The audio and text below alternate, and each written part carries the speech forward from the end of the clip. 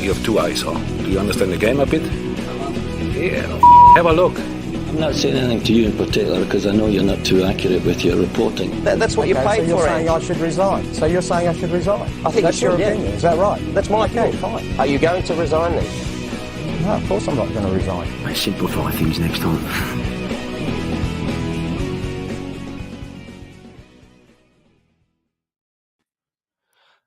I got a lot of problems with you people, and now you're going to hear about it. And then we're going to have some feats of strength. It's a Festivus for the rest of us.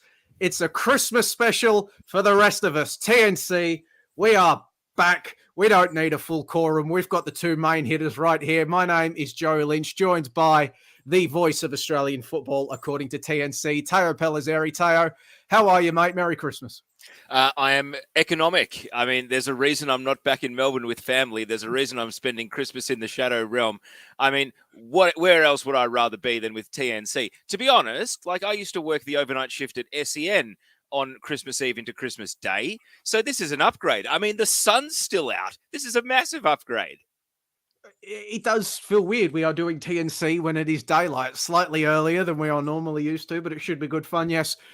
My partner doesn't fly back in from overseas until tomorrow morning. Hence, I am free as a bird this morning as well. Look at all our other week panelists with family and friends and other loved ones to be. Makes me absolutely sick. But it's been, well, I was thinking about this. I keep saying this to anybody that will listen to her, but it bears repeating. I can't, like, it was basically earlier this month. It hasn't even been a month since I was in Qatar watching Garain Kuol almost take Argentina to extra time in the round of 16. But now Australian football continues to just spring delights and delights and delights on us, whether it was the, we saw the scenes at the Melbourne Derby, and those scenes have led to a continued evolution in sanctions and the discourse and the like over the past week. Firstly, neither you or I were on the show last week when this matter was discussed, Teo. So I guess before we move on to the week's developments, what was your reaction watching the Melbourne Derby unfold? Look, I wasn't as surprised or as rocked as other people.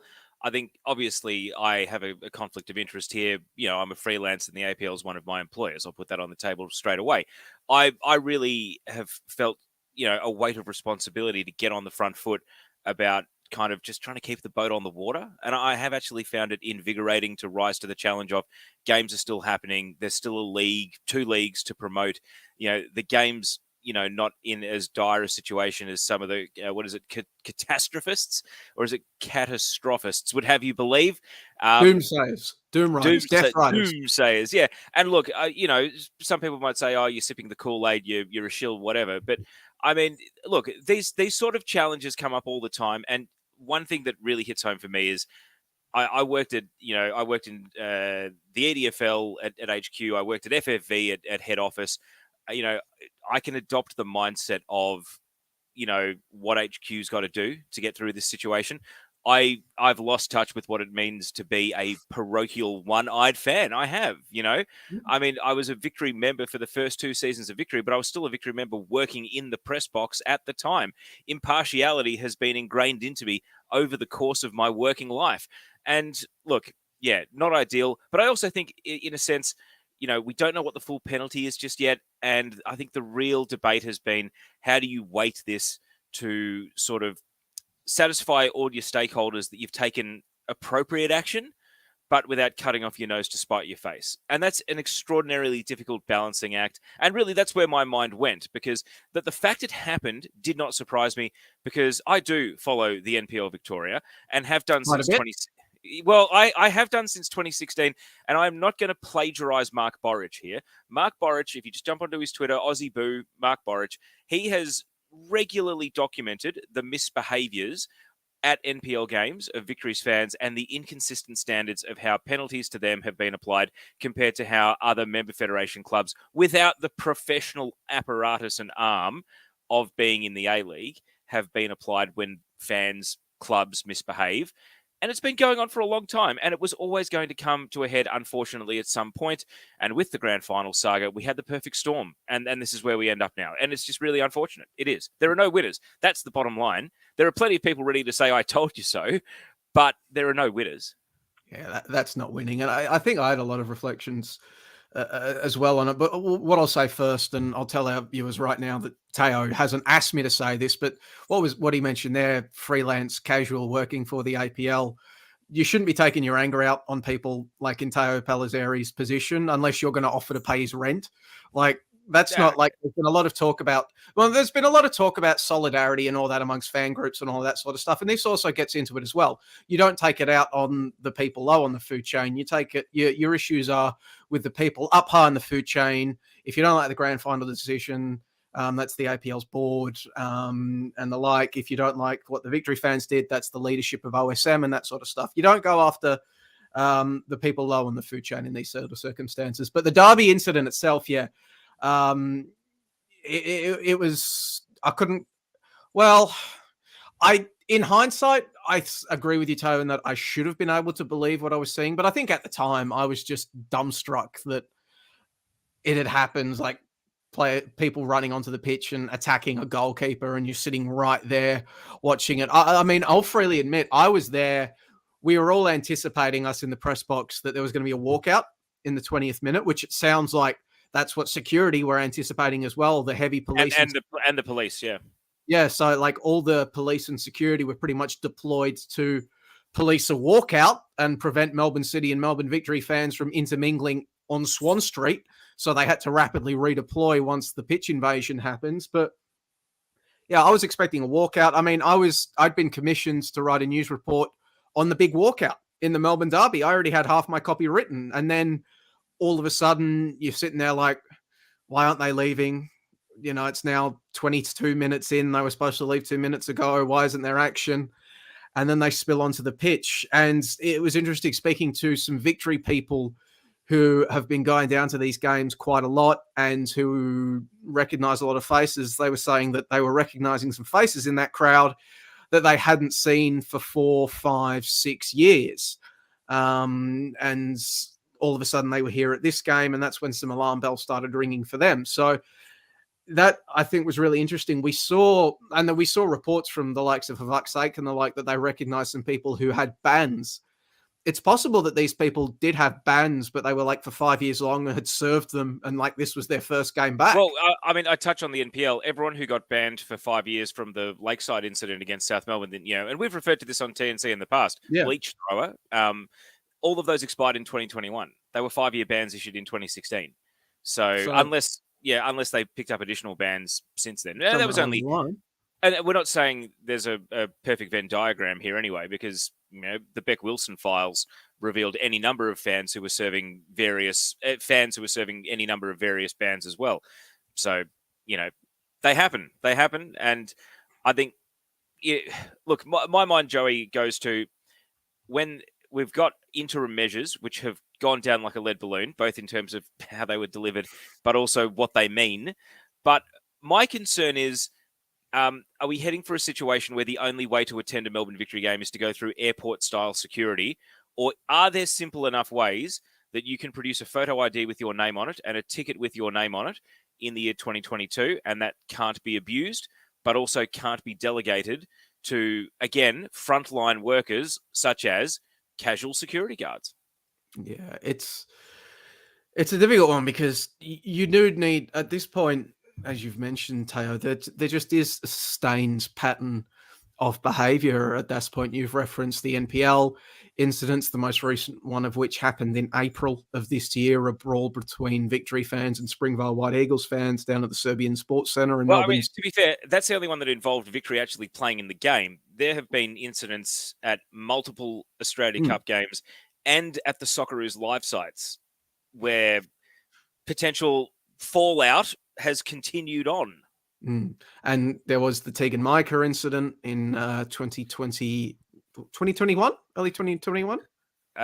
One of those 2 seasons. Yeah, early 2021, there was the Tegan Micah incident. Obviously, Victory already received a show cause notice from Football Australia in January of this year for the anti-gay abuse. I'll use the ESPN Cavallo. style guide, the anti-gay abuse hurled at Josh Cavallo. So at this point, there is form and something needs to be done. And I think that's why you've seen on multiple occasions, Melbourne Victory managing director Caroline Carnegie has come out and talked about how the club is now going to be reassessing its relationship with its active support moving forward. And we've seen many Melbourne Victory fans themselves. It's important, I think, to remember in these circumstances that OSM and the North Terrace aren't the same thing.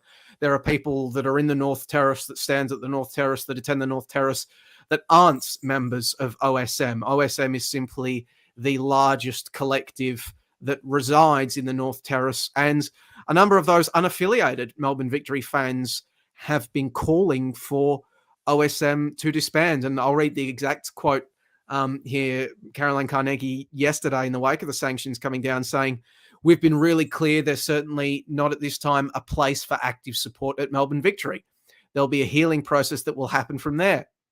But at this particular time, really what we need to do is galvanize all the rest of our fans to come out and be part of the Melbourne Victory family week in and week out. And then we'll have a look and reassess what the future might look like in that regard." That doesn't sound like a club that wants to go back to business as usual and the way that things used to be. Now, the question is, instead of paying a fine, in practical terms, wouldn't it make more sense that Victory redirects its expenditure towards security measures? They're going to have to pay for additional policing. That's been a bugbear of the club for a long time, especially when they played games at Docklands. I mean, so if the fine comes back at a certain dollar amount, can we assume that it will actually be a dollar amount in kind because of the amount of onerous expenditure that's going to be placed on the club to find whatever the new business as usual is? Because the main thing you need to restore is the confidence of your non-active fans and also your active fans that behave themselves, that this isn't going to happen again, really. And your corporates, Victory's got probably the strongest corporate partnerships in the country of any football team.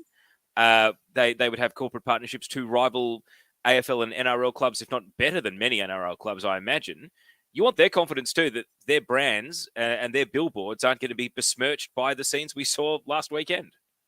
Well, I did ask Caroline Carnegie about that yesterday, and she said that I think she inferred that she was pleasantly surprised with how many sponsors were actually indicating that they were backing the club and going to stick with them. Obviously, a lot of calls have been made by Victory's commercial department in the last week. Many, many, many calls trying to shore them up and find workarounds in the case of okay, maybe instead of cancelling, you can sponsor our women's team, or you can sponsor this, or you can sponsor that, or XYZ, just to try to desperately keep them in the tent in these sort of circumstances. But that sounds like that is working moving forward, which I thought was actually pretty interesting. I mean, speaking to some people at Melbourne Victory in the couple of days after the Melbourne Derby, they were quite concerned that there was going to be a large exodus of sponsors.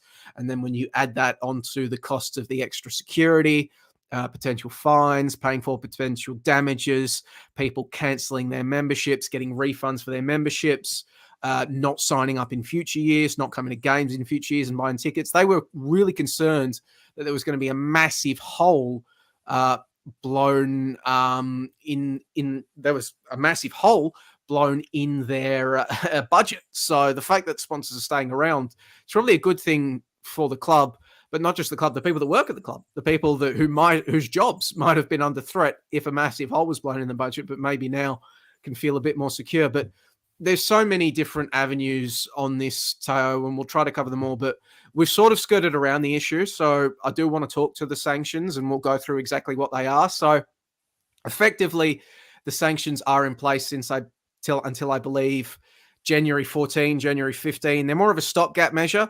Get the feeling Football Australia knew its investigation wasn't going to be complete at any point inside 2022, and especially given that people are going to go on holiday for a few days for Christmas and all of that sort of stuff. But they knew they needed to get something out before definitely the Boxing Day clash. And from an optics perspective as well, you couldn't have Victories playing a game without having sanctions handed down, and having no sanctions down heading into 2023. So basically what it amounts to is Victory no longer able to sell tickets to any of their games, all away games, only members and supporters of the opposition will be able to attend. So in the Western United case, that's Western United fans that had previously bought a ticket, Western United members, and anybody that receives one of 1,000 complimentary tickets that Football Australia will give to Western United to distribute to a pre-approved FA list. I wonder what that is. And then the away games in Gosford and Adelaide, basically only Adelaide fans and Central Coast fans allowed to attend. All the active bays for those three fixtures will be tarped off and closed. And then their home game against Brisbane Roar on January 6th. No tickets to be sold. Only Victory members allowed to attend. No active support in either home and away. That'll be taped off and closed. So there's a lot more nitty-gritty detail in there.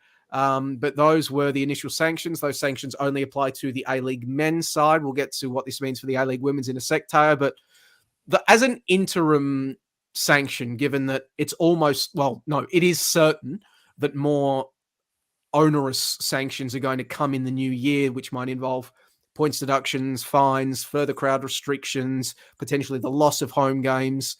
What did you think of the interim measures we saw yesterday? Well, I mean, they were necessary, but I guess they are a stopgap. And they were unpopular with travelling fans who were already planning on coming to Melbourne as well. But maybe I should add that any fans that have to cancel tickets, I believe, Melbourne Victory it's Melbourne Victory and not Ticketek or anything responsible for those reimbursements. Wow, okay. So that was featured. I'm not sure if that covers traveling expenses, cancelled flights and hotel bookings and the like, any fees associated with that. But it was part of the release that ticket cancellations, reimbursements would have to be shouldered by Melbourne Victory. So my issue here is I just wonder if handballing this issue between different jurisdictions is going to continue to be an issue. Like round one of the NPL 3 season next year, if there's a rumble, then Football Victoria starts on day one. You know, will they have shared their knowledge with the APL? Will they have shared their knowledge with Melbourne Victory? Will they have shared their knowledge with Football Australia? Or is it going to be, all right, good afternoon, tribunal team. Here's your referee's match report. Here's your vision and your photos. Go to work from scratch, right? I feel as though we could have avoided scenarios like this if buck passing between jurisdictions hadn't perhaps already been going on for quite some time. And again, I was working at Football Victoria at the time of Bleach Thrower, who the combined efforts, and I've said this on the podcast before, so it's not new, the combined efforts of Football Victoria, Melbourne Victory, and Victoria Police, with a photo of the guy, couldn't find his name. They couldn't work out who it was, who Bleach Thrower was. They never caught Bleach Thrower. Now, I mean, what is stopping anyone if they know who he is now? What's a better nickname, Bleach Thrower or Bucket Man? Bucket Man. I think Bleach I didn't Thrower, like that either. If you called him Bucket Thrower, I don't know. But do we know who Bleach Thrower is now? Can we still prosecute that case 6 years on? Probably not. Why not though? I mean, shouldn't that? That's the one thing I would like to avoid here, regardless of what the sanction is.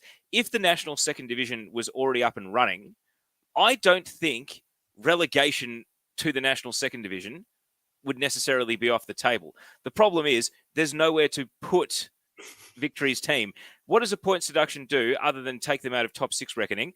And again, when I say cut off your nose to spite your face, if the points deduction is so big that Victory can't make the six, you know, we saw what happened that year. The Melbourne Storm got busted for the salary cap and played dead rubbers for the rest of the year. Who does that benefit? You know, and this is the tug of war that is probably going to be playing out behind closed doors. How do you have a strong penalty that doesn't compromise, you know, the fans of the opposition team, the TV broadcast, all the other stakeholders that are invested in this league? You still want their games to mean something and to matter. And ideally, you'd like there to be crowds. And that's why I'm still, again, leaning towards it's going to be a massive fine represented by onerous measures to allow fans into their games. And if that means they have to kick in for away games because of travelling fans or because Melbourne City or Western United are the home team, or they have to pay more money to play their A-League women's games at venues other than Epping, where, let's not forget, the Tegan Micah incident happened, and also the big rumble with Melbourne Knights in the NPL, I don't think going back to Fortress Epping is a good idea, to be brutally honest. Well, and then you run into the problem of where else where do you play them? Because, well, maybe we've seen the last time an A-League side tried to use Lakeside Stadium. That didn't work out too well for them. And Lakeside Stadium, of course, the site of the bleach throwing incident. So maybe South Melbourne aren't exactly in a rush to help out Melbourne Victory. Let's not forget, Joey, there's a section of Victory fans who don't give a toss about their women's team or about their NPL team. They only follow the men's, and they'll be looking at this conversation and saying, "Oh, you're too deep in the weeds. You're judging the A-League men's team for what's gone on in the NPL. That doesn't apply to us, guys. You are one club. It's one club. Maybe this is the moment that the people who follow the A-League like an AFL team, and they turn up and they sing Victory the Brave and wave their scarf or whatever, right? But they follow football like it's the AFL. Maybe this is the penny drop moment that actually you are one club that fields multiple teams in multiple different leagues at various levels of professionalism with various different responsibilities. And you touched on a really interesting matter there. So I do think a huge percentage of the fan base just wash their hands of anything that's not literally the senior men's team. I mean, enough of their fans already washed their hands of the Australia Cup, and they only want to follow the A-League. And the Asian Champions League. And the Asian Champions League, yeah. But, yeah, you touched on something that's going to be really interesting to watch going forward, Toe, in terms of the balancing act that comes with these sanctions. Because, as you've pointed out, Victory, well, they've got the biggest membership base in the A-League men. They've probably got the biggest supporter base in general. We've seen how their crowds tend to prop up the competition's averages. They bring in corporates and all of that sort of stuff. And yeah, how do you impose sanctions on Melbourne Victory whilst not at the same time doing so much damage to all of those aspects that you drag the league down with them? Whilst at the same time going down hard enough on them to impose real, genuine pain that leads to behavioural change, certainly from the club's perspective, maybe in the way that it handles its support and polices its support and all that sort of stuff, and maybe induces members of the induces supporters to self-police better. We heard Nick Stoll was talking on the show last week about how ultras around the world will typically self-police themselves very well in a lot of cases, and we haven't really seen that with Melbourne Victory. So maybe you need some pain to come in to bring that. But another important part of that balancing act, I think, is that it's not the APL making this call about the sanctions. It's Football Australia, who James Johnson was very clear in his press conference on Sunday, the day after the incident occurred, that they don't have a real commercial interest in the A-Leagues. Yes, they've got a little ownership stake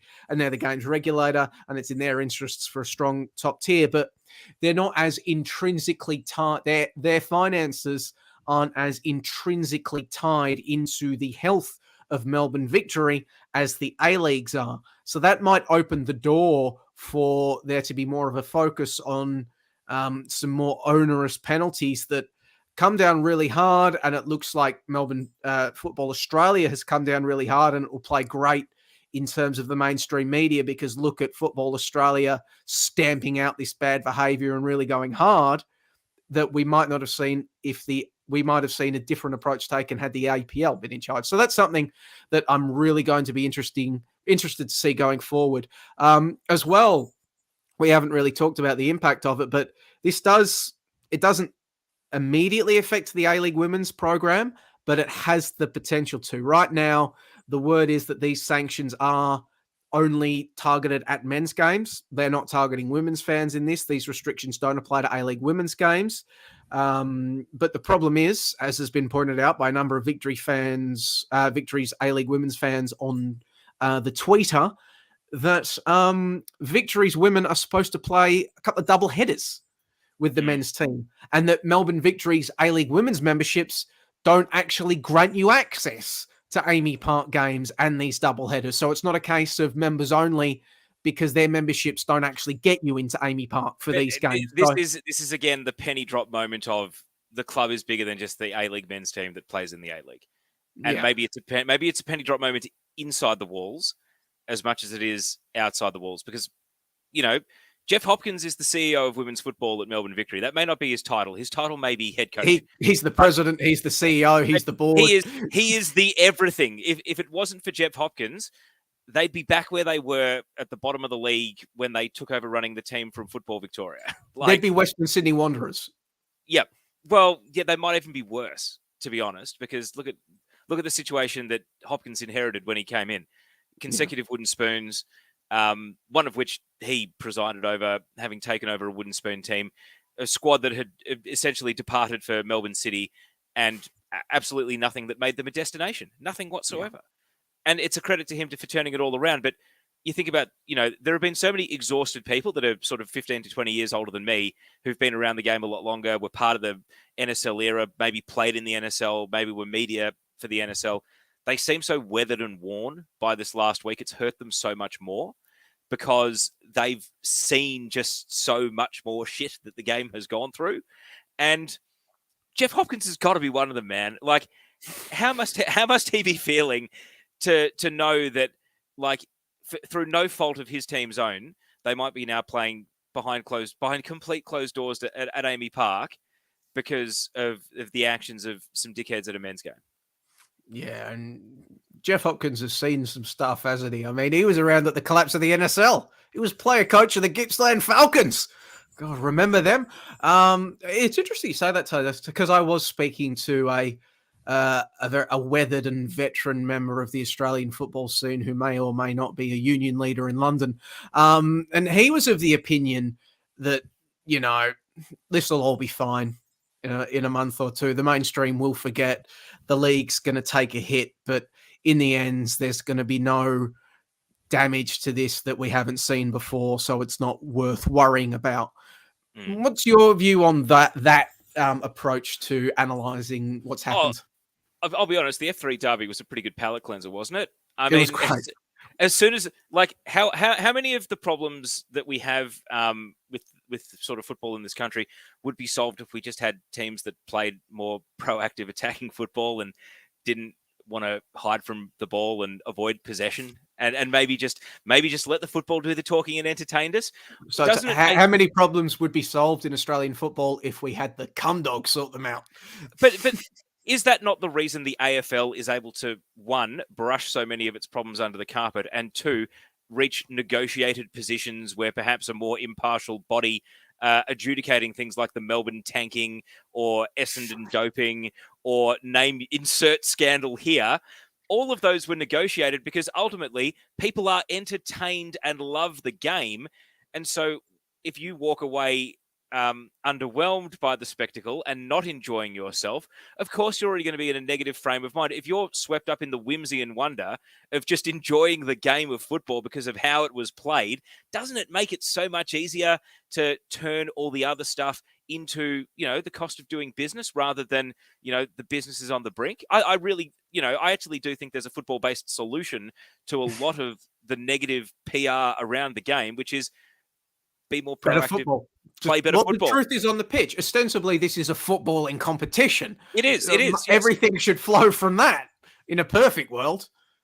So and that doesn't mean big teams with big fan bases winning. It means being entertained by good, entertaining standard games. Anyway, I mean, the Jets have fallen off a cliff this season, but last season they didn't even make the finals, but they were one of the most entertaining watches in the entire league because they wanted the ball. They played attacking football, and Daniel Pena was liable to shoot from the halfway line at any moment. So just to put a full stop on the women's side of things, we don't know what measures Victory are going to take if active fan groups, whether it's the smaller subculture splinter groups or whether it's OSM or whether it's just a lot more people than usual because they can't go to the men's game. Do we actually know what Victory's contingency plan is? Or is that still in the too hard basket? It's not in the too hard basket. It's just that it's being worked on basket, I believe. Right. So people are working through Christmas to fix these problems, essentially, is pretty much. And it's the case of, because you're going to have to keep Football Australia in the loop on all of this sort of stuff as well. If the plan is that you're going to keep those double-header games that you've got with the men's side at Amy Park,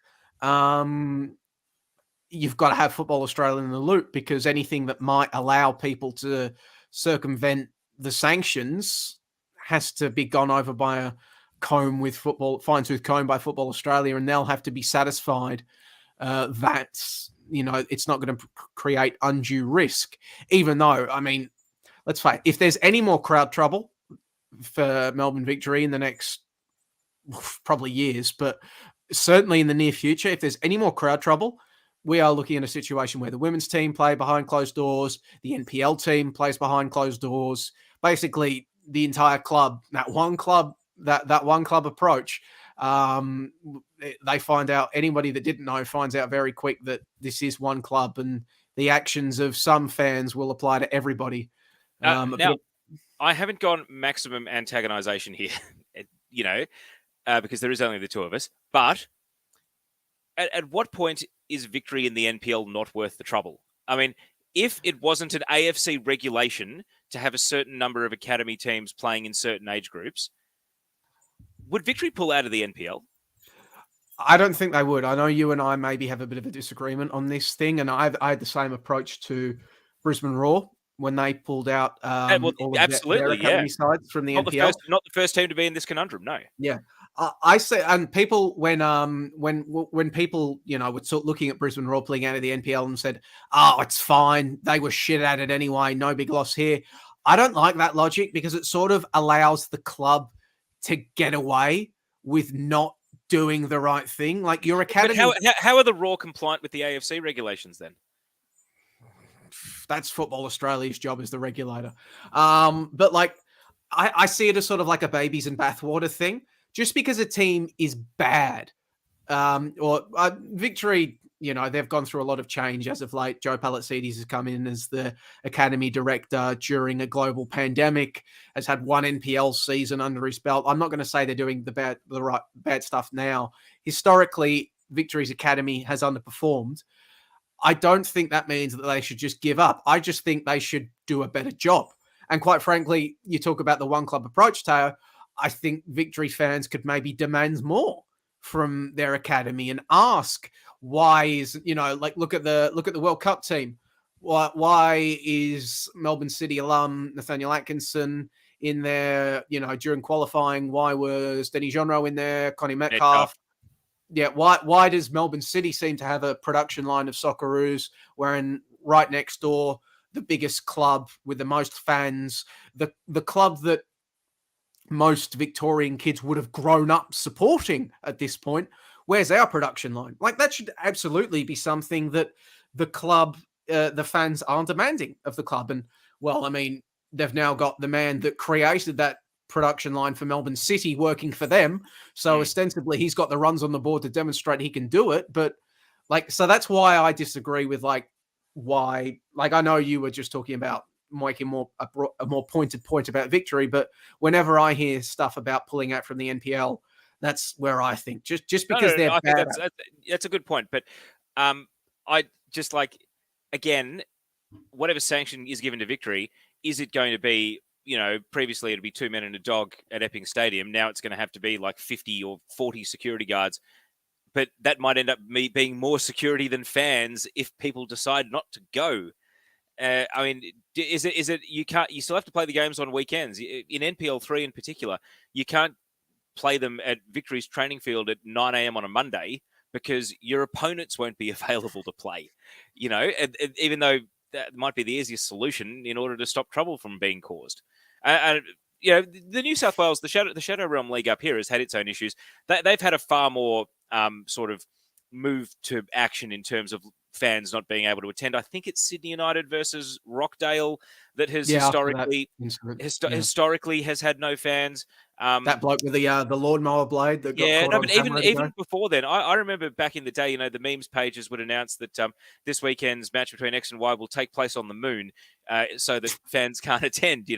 I just can't. I don't want to name any teams in error. But I guess it's a tough one because we both care so much about the NPL. We both want the NSD to come in. And there's been enough blowback for the NSD after the Australia Cup final. There's been enough blowback to the A-Leagues after what's happened this week. I mean, we have to just keep writing these scandals, man. We want the boat to stay on the water, and we're paddling away, and we're getting our little buckets, and we're throwing out the water as it comes on board because we care. We just want we want to enjoy the games, and we want to progress to Nick Stoll's utopia of 38 games. It's in winter, and there's promotion and relegation. We'll get there eventually. Yeah, and I guess when you were talking about that, Tayo, you can't play these games at 9 a.m. on a Monday at Victory's facility because the opposition won't be available. You can't play them at 9 a.m. on a Monday at Victory's the dog facility. walkers will be walking. Yeah, because Victory doesn't doesn't have a facility. Like City in the past have played NPL games at their Bandura City Football Academy. They played an A-League women's game there once. Yeah, like you can't do that for Victory, so that's another problem. But listen, you touched on it. This entire thing. I think I need to make it very clear here that nobody stuck their hands up these people that run on the fields, that nobody stuck their hands up their asses and made them run on the field like a puppet. This was entirely on them. But it's impossible when you're talking about this sort of stuff. You can't ignore the other stuff in the room, the environment that led up to it, that informed it. Grand final decision that was talked about last week on the show as well. We've seen protests continue this week. We saw a collective protest from Terrace Nova Castria, and I think it's the Yellow Army, the Central Coast fans at the reorganised F3 Derby. Saw protests from the Shed last night. We've seen protests at A-League women's games as well.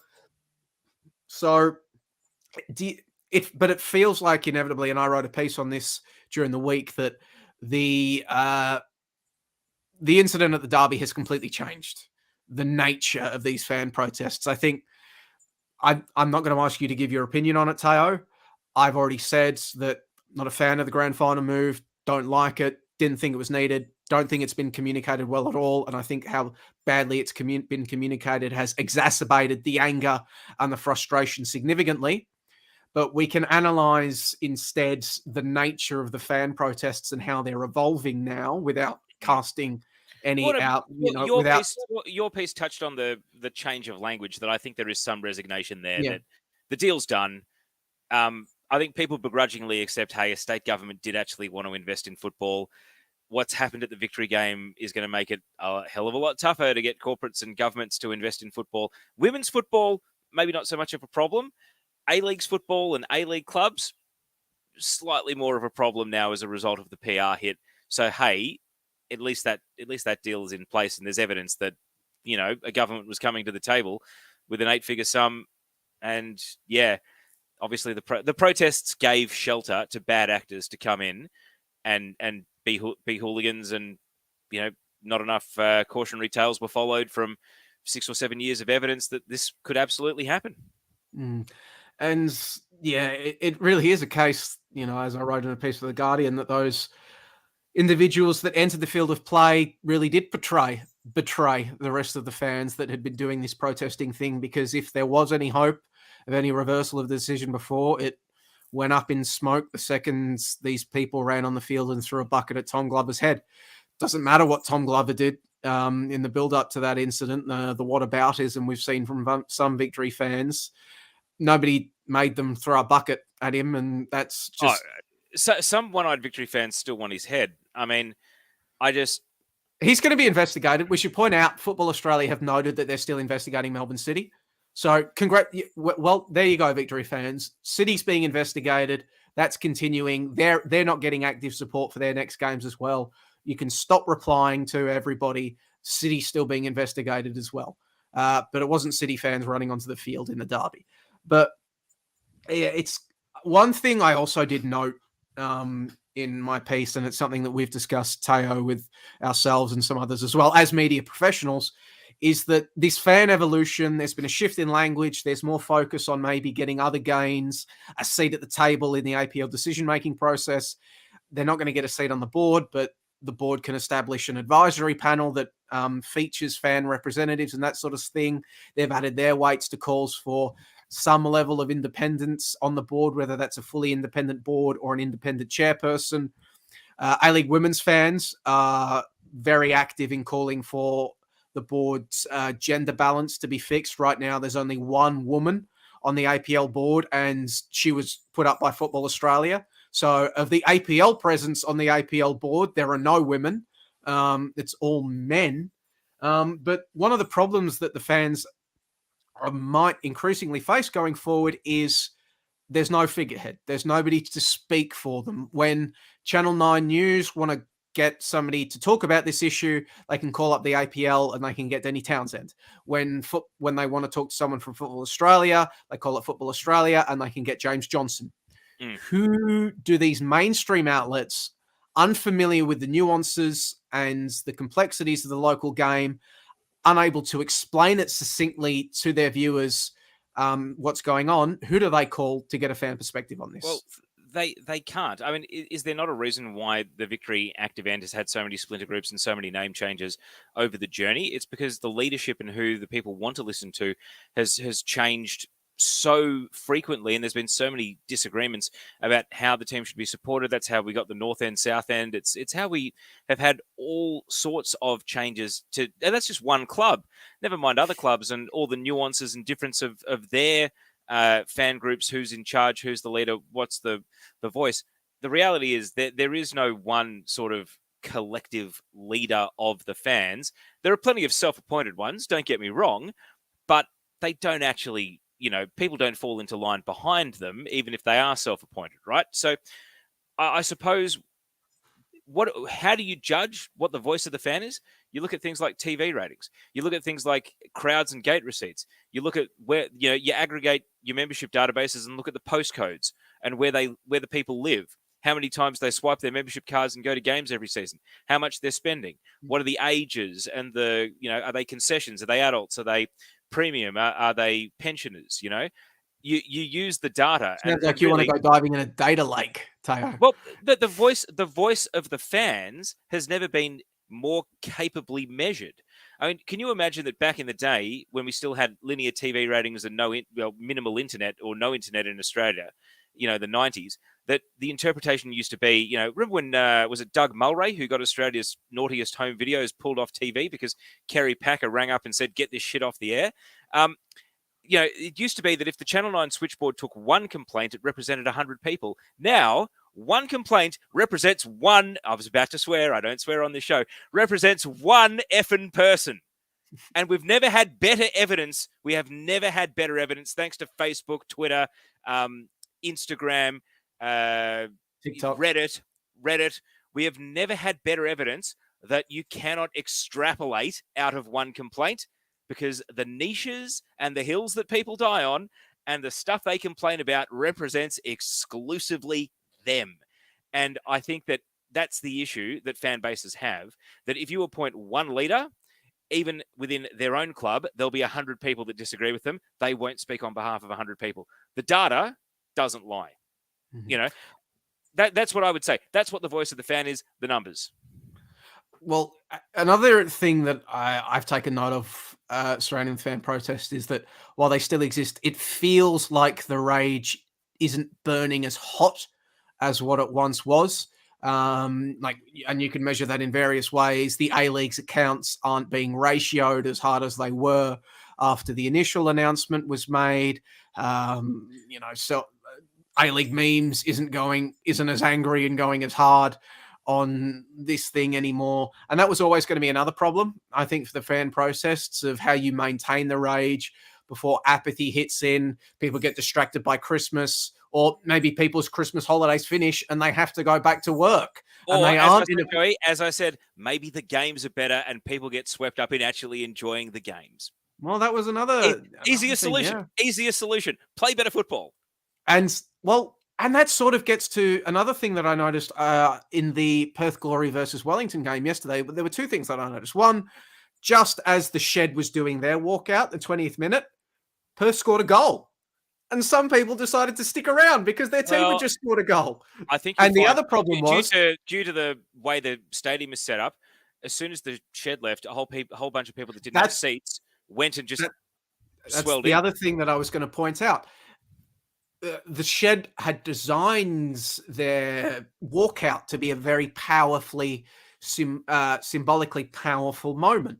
Here we go. Here's the loudest Perth Glory fans. And every time action went to that end of the stadium, you would have seen a big empty section behind the goals because the fans had walked out. and, powerful act of solidarity. All the rest of the fans hadn't filled up because they recognized the protest. Problem was, and I imagine most of the fans, if not all of those fans that promptly went and filled those seats had very little idea of why the Shed had walked out. They're not on soccer Twitter. They're not on, they don't massively consume the comment sections on Facebook and Instagram. They're not, aware of the collective statement put out by 11 active support groups. So the fact that message wasn't able to get out there beyond the bubble. I mean, the fan group statement was reported on by a number of mainstream outlets, mostly in good faith, as I noticed, but individual protests, the Shed putting up a post on their own social channels and it getting retweeted by A-League memes isn't going to reach enough people to really let them know why they're walking out and to not fill those seats and that sort of stuff. So that also sort of makes it difficult for these very visual acts of protests to be accomplished. But we've been talking about this for a while, Teo. 45 minutes. In true espresso edition tradition. It's true espresso edition. We've been going. Just two of us have filled 45 minutes of this conversation with people.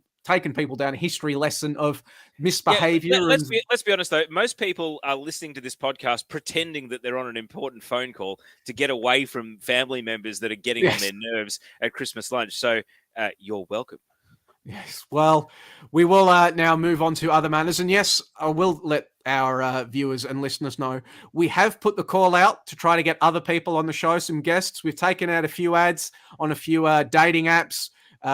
We've sent out a signal to space. We've sent out messages to the four corners of the earth. We're trying to get some more people on, so hopefully we'll see people pop up throughout the show. But Teo, we can now move on to, we'll touch on both A Liga Men's and A Liga Women's. Well, what do you want to talk about first, Teo? A Liga Men's or A Liga Women's? No, let's fly through the hombres first. Well, the hombres first, and I guess we can talk to one of the big results that happens. It just literally finished before we went on the air. Macarthur 3, 10-man Sydney FC 0. Steve Corica is heading into Christmas, and at this point, Teo, his team's lost 4 of their last 5. They've lost 5 games this season. That's the equal most in the league. I mean, they're still close to the finals just because of, this is really a league that doesn't have, it's a very, there's a lot of parity in this league, but is that the only saving grace for Steve Corica at this point? The fact that the rest of the league sort of hasn't kicked away and Sydney FC are, as we speak, only 1 point outside the top 6, despite losing 5 games and only winning 3? I mean, if you're going to give him infinite chances, you may as well keep him for the duration of his contract. I mean, we both watched the documentary. We both saw that boardroom scene, whether confected or not, whether it was the real chat or not. I mean, they kind of settled. They settled, really. They weren't ruthless. They settled. And what did Sydney FC do during the World Cup break? I mean, they discovered Max Burgess the same way that Tony Gustafsson discovered Katrina Gorry. Congratulations. The answer was right in front of you all along. But, I mean, really, they've and then he got concussion and couldn't play this week. Well, they've blown that month. So, again, if you're going to have chances after chance expire, you may as well let it run its course. The thing that hits home about the documentary is Sydney FC will be fine. We're going to our new stadium. It's going to solve these problems. Oh, it's not going to be like Wanderers. Yeah, sure. Wanderers were banking on a new stadium for 2 seasons to make up for all their shortcomings, but that's Wanderers. We're Sydney. Well, here you are. You've done exactly the same thing. And credit to Macarthur. I mean, they have been a trying watch at times, but they still have a lot of individual talents that are, worth tuning in for, that can do things in moments. I would like to see a more cohesive team, but they are built to win without the ball. They are built to win off the back of individual moments and brilliance. They are not, hey, they've already won 1 trophy. I don't know if they're going to win a second one playing the way that they currently are. Well, who knows in this league? But Sydney, I know, like, this is like there's no draft or anything like that in the A League, Liga Hombres, but There's no like, draft either. Yeah. yeah, Merry thanks, Tao. Christmas, Joey. Merry Christmas. Thanks, Tao, you bastard. But like, it's like, but I think about like, what's the biggest curse, especially for teams in a closed league where there's no relegation. You can just come back next year and have a go. What's the biggest curse for a team in that situation? It's not finishing bottom. It's continued mediocrity. It's just plodding along, being just good enough.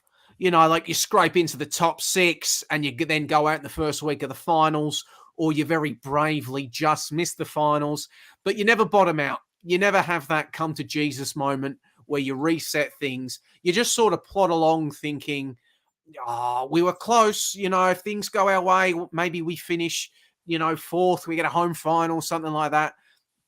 And you just keep plodding along. And to be honest, the A-Leagues is sort of built to reward that behavior in a way. There's a salary cap designed to ensure parity. As we mentioned, no promotion relegation. Half the competition plays finals football. So it's very easy to fall into that trap, wherein like Wellington Phoenix last year qualified for finals in 6th with a goal difference that was like -16. But it's pretty much. I mean, blow it up and tank in this case can be just draft lottery. Draft lottery. How many balls can Steve Corica get Sydney FC in the lottery? Yeah, but the question, and I've noticed something on the bottom of the screen, which we'll get to at the second, but the question I think you mentioned last year, Tao, the Sydney board weren't ruthless.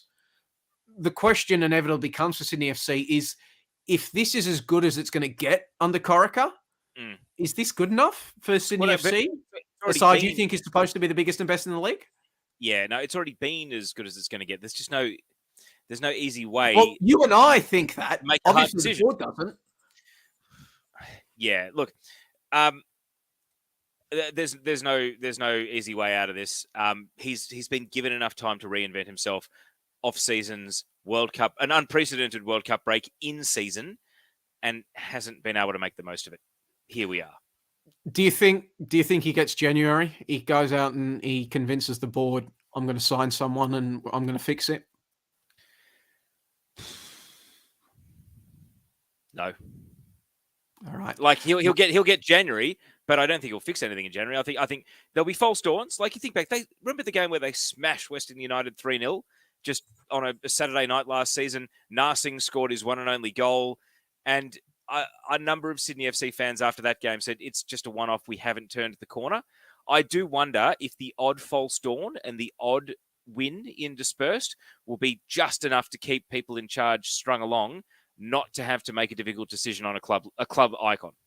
And that, once again, just gets back into mediocrity being good enough in this league because you can dress it up enough. The lack of tension and jeopardy in this competition, which, well, TNC, we're the number one proponents of that theory, so I won't hammer onto it anymore. But I mentioned that we'd put the call out, we'd sent a signal into space, we'd sent a signal to the four corners of the earth, we'd taken out some ads on some dating apps.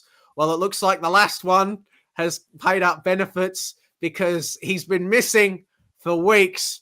But ladies and gentlemen, boys and girls, Nicholas Dabano joins us. Big round of applause for Nicholas Dabano coming back. I think he's been trekking in the Himalayas or something. That's why he hasn't been on TNC. No, he's back, Joey, because he's from a good Italian family and they don't use the microwave to cook anything for Christmas dinner. There we go. That is excellent. Teo Pellizzeri with the best line of the night so far. Nicholas, how are you, my son? Yeah, good.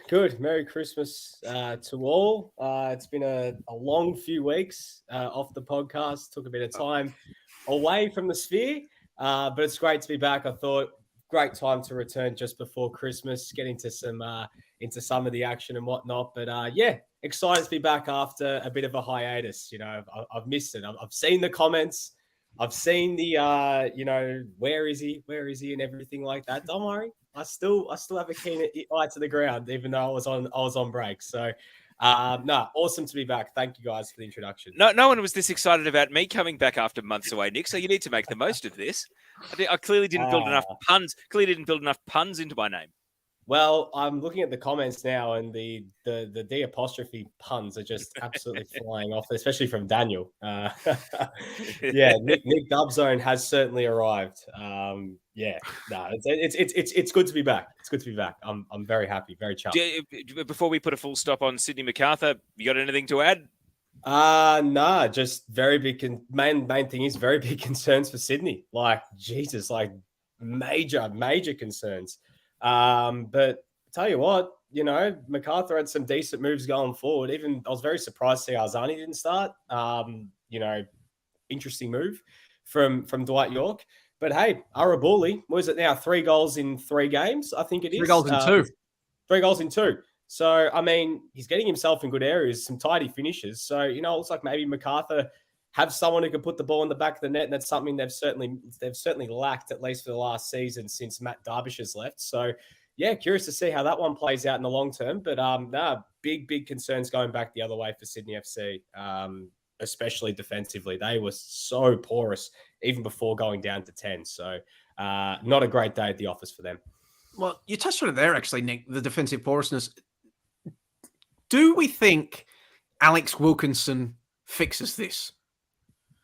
It's not just Alex Wilkinson. They're supposed to have him and Jack Rodwell out there. And if you're relying on the two of them, then you haven't been paying attention. I mean, Alex Wilkinson's coming towards the end of his career. And how long did Jack Rodwell last in his first game back? Was it 45 minutes? And then he was off again injured. I mean, that's been the story of his career. So, it's major concerns. And I think that's certainly an area Sydney need to go and look at, reinforcing in the January transfer window, not just in defense, but also as well in midfield too. So I think they've got some big concerns that they need to sort out. I heard the question about, would you give Corica at least January? I think now the fact they've, we'd love to use the term, you've made your bed. Well, I think you've got to see out the season and see how you do it. Give him a January transfer window, see what happens if he can turn things around. But if he doesn't, then there's going to be big questions at the end of the season. All right. To use another TNC-ism, how does Sydney re-stump the house?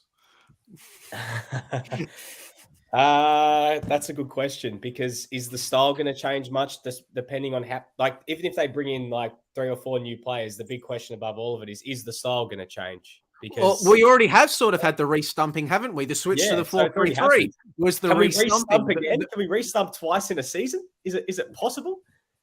Home renovation's gone mad. Another rebuild in the season? Jesus. Well, before I move us on, any more thoughts on Macarthur or Sydney? We haven't really. Well, Macarthur, I actually do. What do we think of Dwight York as a coach? It's a lot of vibes. Well, I mean, but speaking of the re-stump, I think that the duo with Russell Latterby works really well. I think that they haven't just hired a manager; they've hired a management team. And is it Anthony Crea that is there as well at Macarthur now? Anthony Crea, nominally their S&C bloke, but this is a bloke that's actually been in the dugout before as well, so he brings a bit more football IP. But if you wanted someone who just knows who's who in the zoo to bring 2, new guys coming to the country for the first time up to speed, I mean, again, you need a Sherpa. You need someone to get these guys up the mountain. Well, that's good point. Will be interesting moving forward. But right, so there were 4 other Liga Hombres games since we last recorded. Let's not waste our time too much. Well, let's get the 1-1s for now, and we can talk about the game on Wednesday.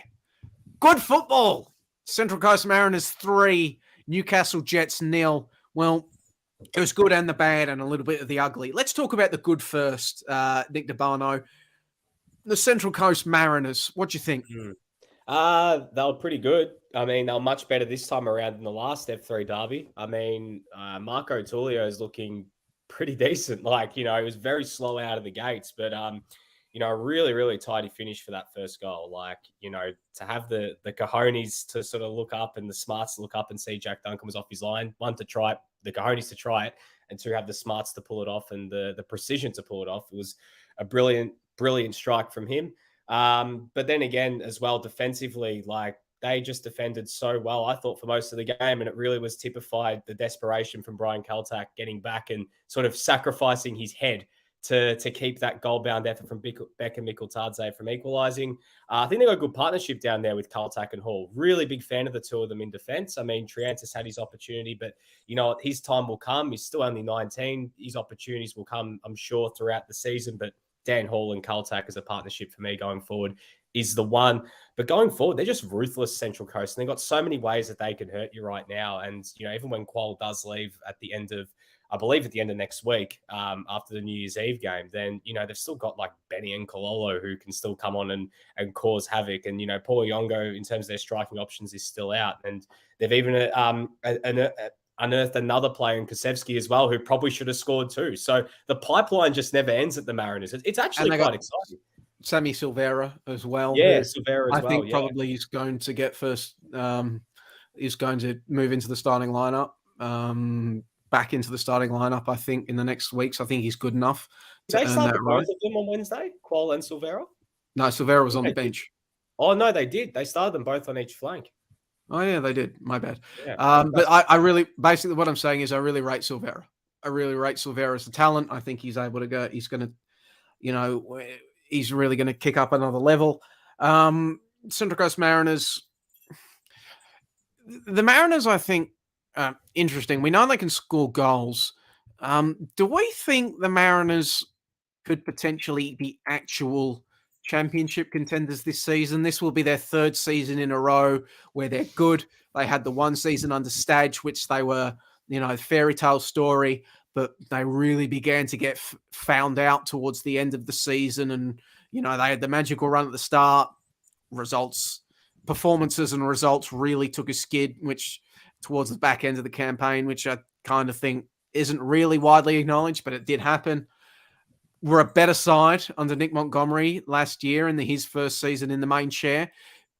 Linear progression suggests one thing. Do we think that linear progression is capable of delivering a championship contending side? To be honest, though, I should say, literally, if you make the top six, you're a championship contender because there's no real outstanding. City are close, but there's no real outstanding team in this league that makes me think that no team could touch them. But do we think the Mariners are potential championship contenders? It's tough. I mean, other than City, I can't see them beating City or Adelaide, to be honest. Yeah, or Adelaide.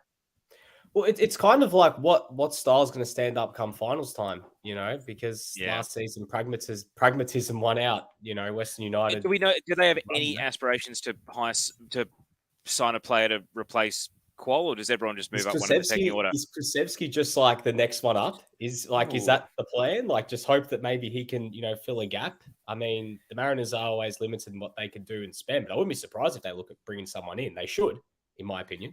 Are we certain that Nick Montgomery is going to survive January and February without a club in England just putting a contract in front of him and saying, come save us?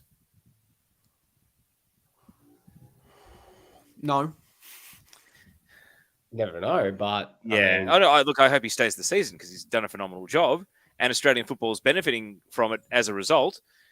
But, you know, as soon as you're in demand, you tend to get poached away. And... Well, although to be honest, thinking about I don't think the Mariners are incapable of being pragmatic. Yes, they're very good going forward, but still a lot of P&P in there as well. 100%. So they, you know, playing on the counter and stuff, they score a lot of their goals on the counter as well. So they can be pragmatic, even if they do it, you know, with a bit of cum dog inspired flair. But yeah,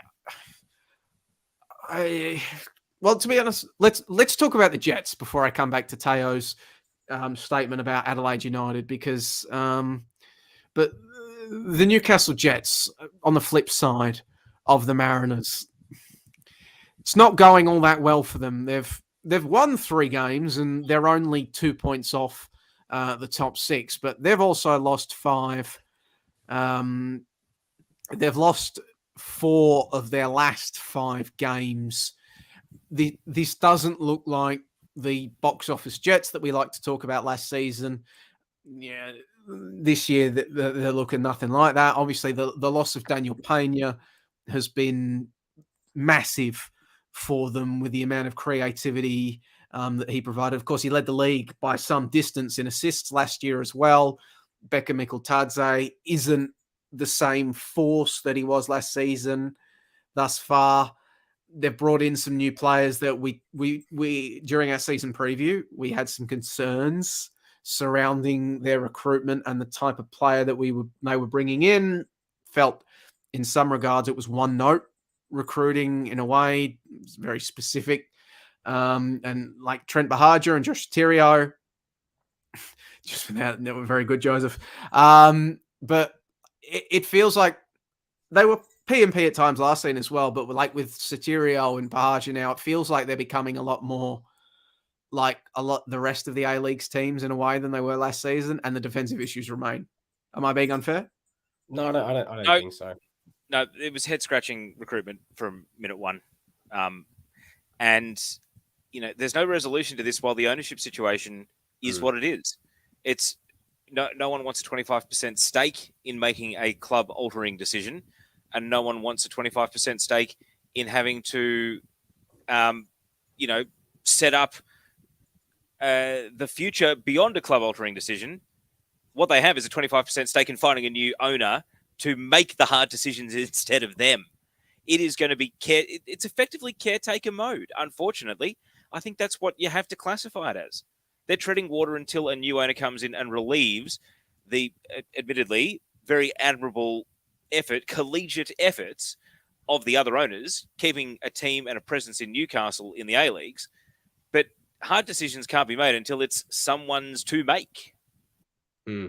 No, I agree. Well, they're very shackled with what they can do recruitment-wise. You mentioned, Taylor, like, how much can they really do with very limited funds and if they don't really have an owner? So it is difficult, but also, like, even in terms of the players they've brought in, not just some of the head-scratching ones, but someone like Reno Piscopo has gotten off the ground for one reason or another, whether it's been injury or form before that.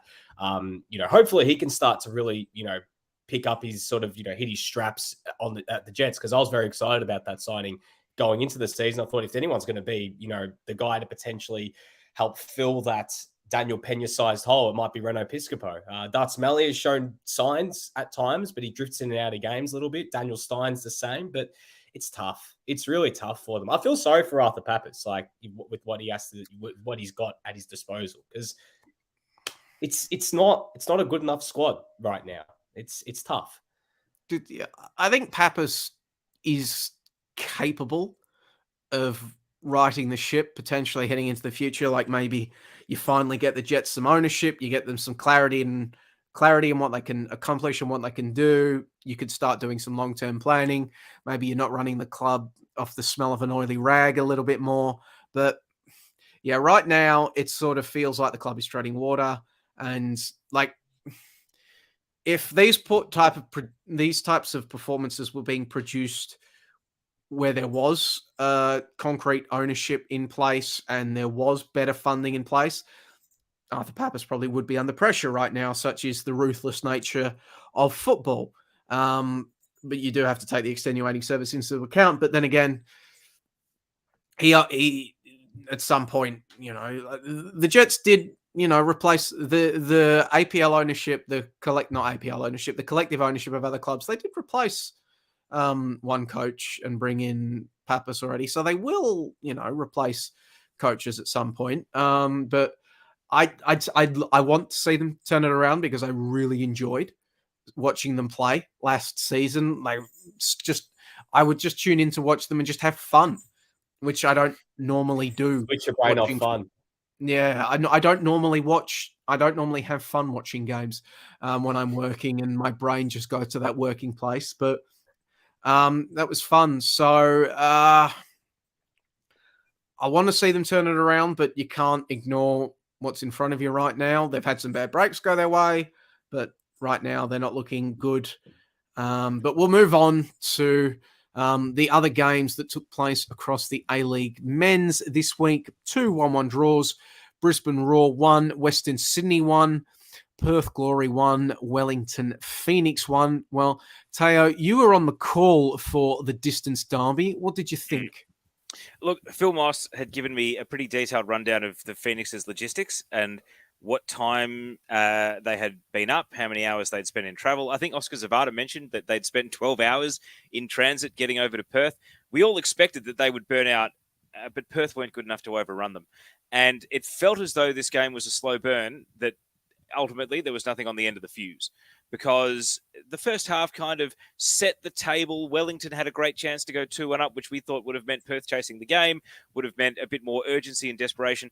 Perth were their own worst enemy at times in this game. Their ball speed, their unwillingness to sort of play proactive passes out of the back four. It feels as though the banner of this game was the ball glued to Daryl Latchman's feet, unable to do anything with it. And as the second half went on, Jacob Muir actually started taking more and more responsibility for taking the ball into the attacking half. He barely did it in the first half, and he started, trying to carry the ball into the attacking half a lot more in the second. But by that point, hot day, midfield exhausted, creativity was on the wane, and Khalifi, I think they needed to move him central at some point. It seems as though he did become a bit more predictable and easier to defend as the game went on. And also, the strike targets up there for Perth are not primo guys. Ben Azabel was released during the day. Adam Taggart can't sign until the 10th or whenever the transfer window opens. So still a game or two until he's able to actually get on the field. There'll be a totally different team with Taggart up there. But I also think that they were a bit one note with how they pursued this game. And Wellington Phoenix, I think, understandably, managed a difficult situation well, coming from cool New Zealand, long travel, hot night. They did well to score. They probably could have scored a second. Liam Reddy made a good save from Zavada.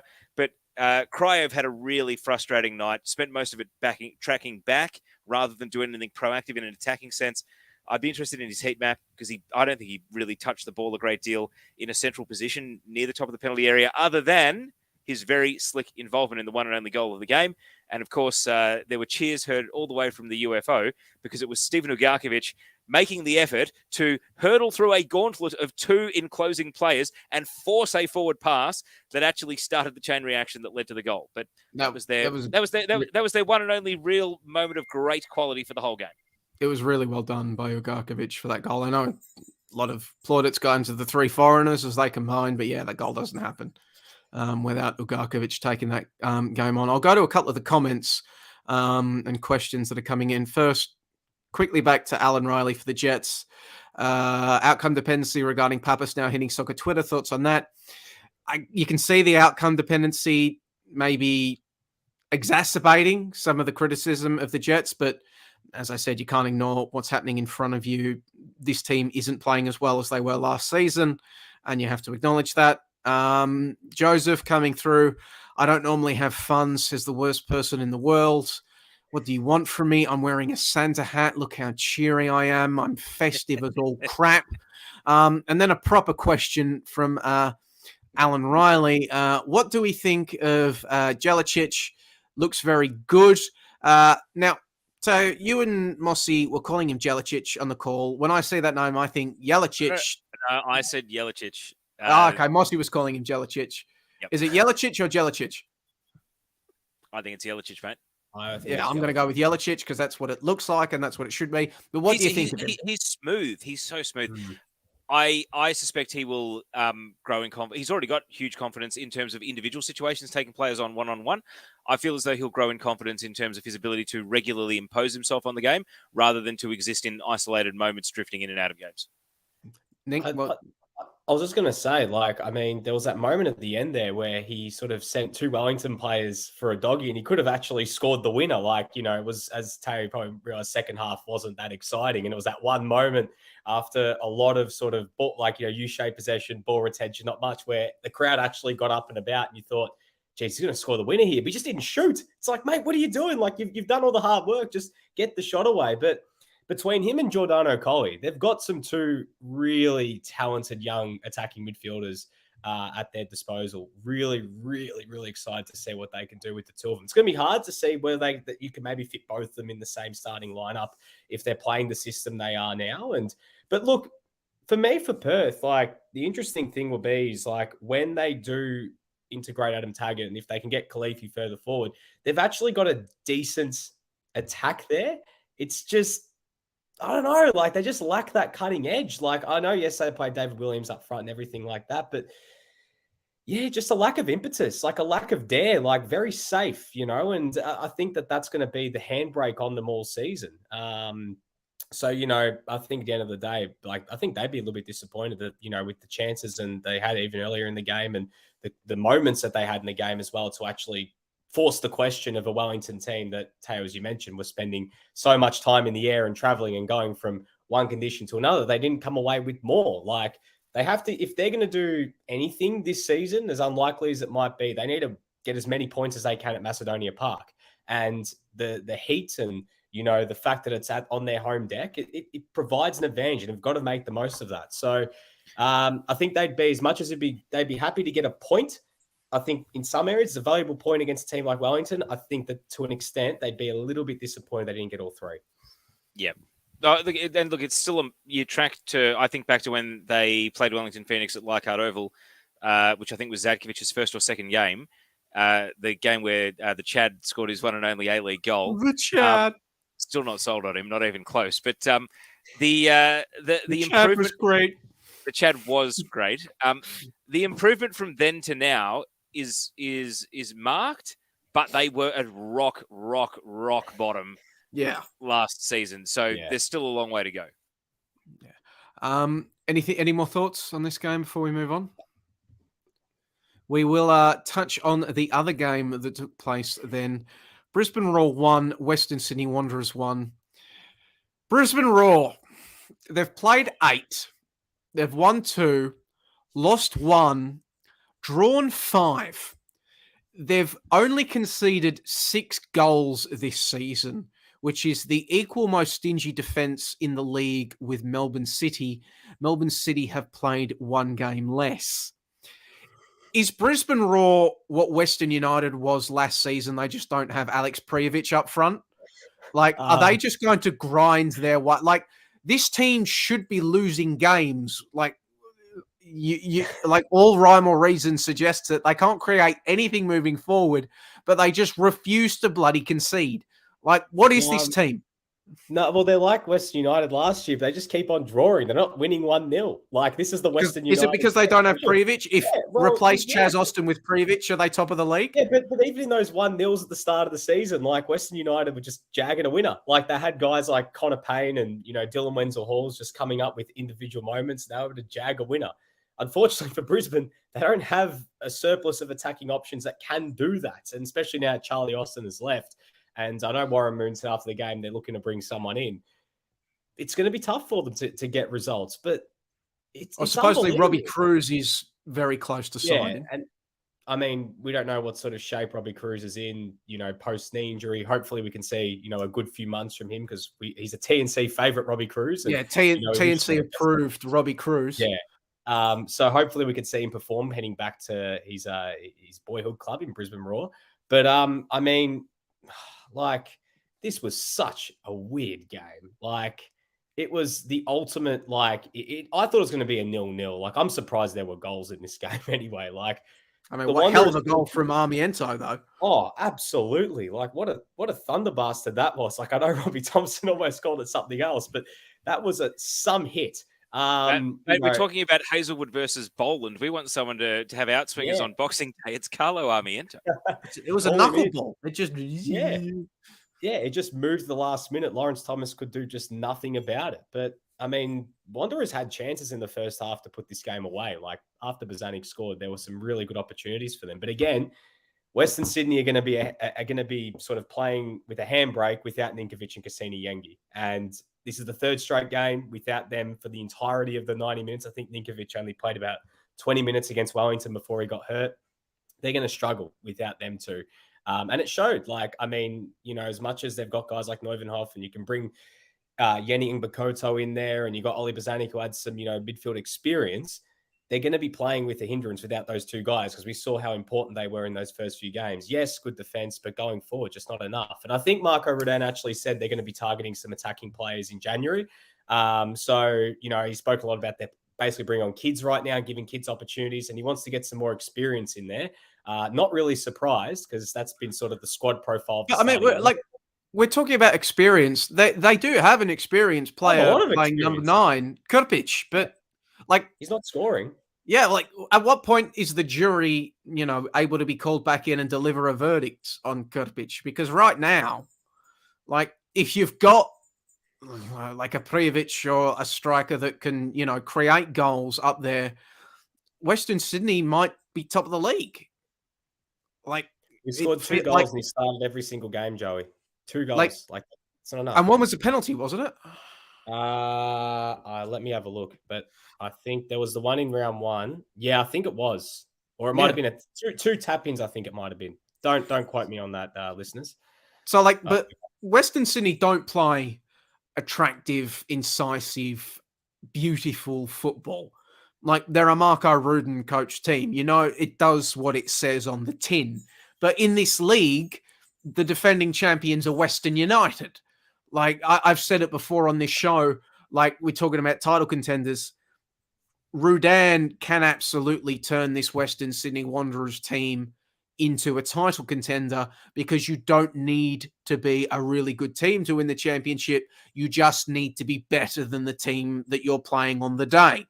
And Ruden is capable of grinding out games and getting results against any team in this league on a day. He'll just do that. But they could be making life so much easier on themselves with just better recruitment, basically. And as some players returning from injury, I think, the Wanderers, feels like there's half a dozen teams in this league that just are weird. Like you should be able to you can't figure out what they're supposed to be, why they do what they do. The World Cup break probably doesn't help because it, has denied us the chance to see these teams get momentum. But there's a lot, weird questions. Phil Rollo, I'm assuming, talking about Brisbane, saying someone should sign Joey Champness. Not allowed to happen because there's only ever allowed to be one Joey in Australian football, and that role is taken. So if he wants to be Joseph Champness again or Joey C, that's fine, but can't be Joey Champness and get signed. I mean, he's living the highlight. Sorry, I know I'm getting on. I legitimately thought it was Jowick. Am I Ray Gatt? Is this my boomer moment? How much black clothing do you wear, Teo? Not enough.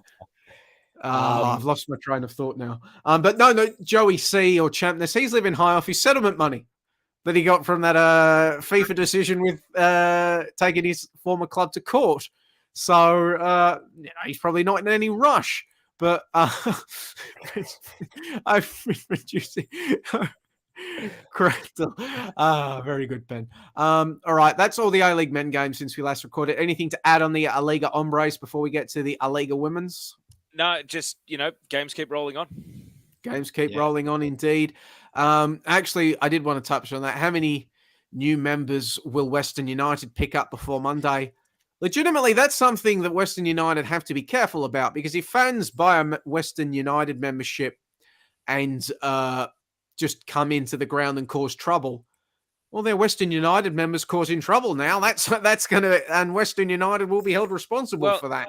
They cannot plead innocence as a young naive club. They're a joint stakeholder on everyone's responsibility to keep doing the right thing here.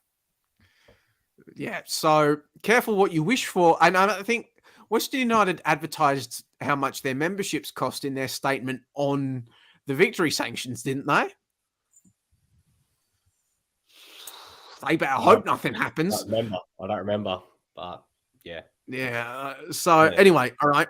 Our Liga Women's number of games took place. Teo Pellizzeri, you were on the call for a lot of them, but we're going to get to Sydney FC, Western Sydney Wanderers, the A Liga Femminini Sydney Derby.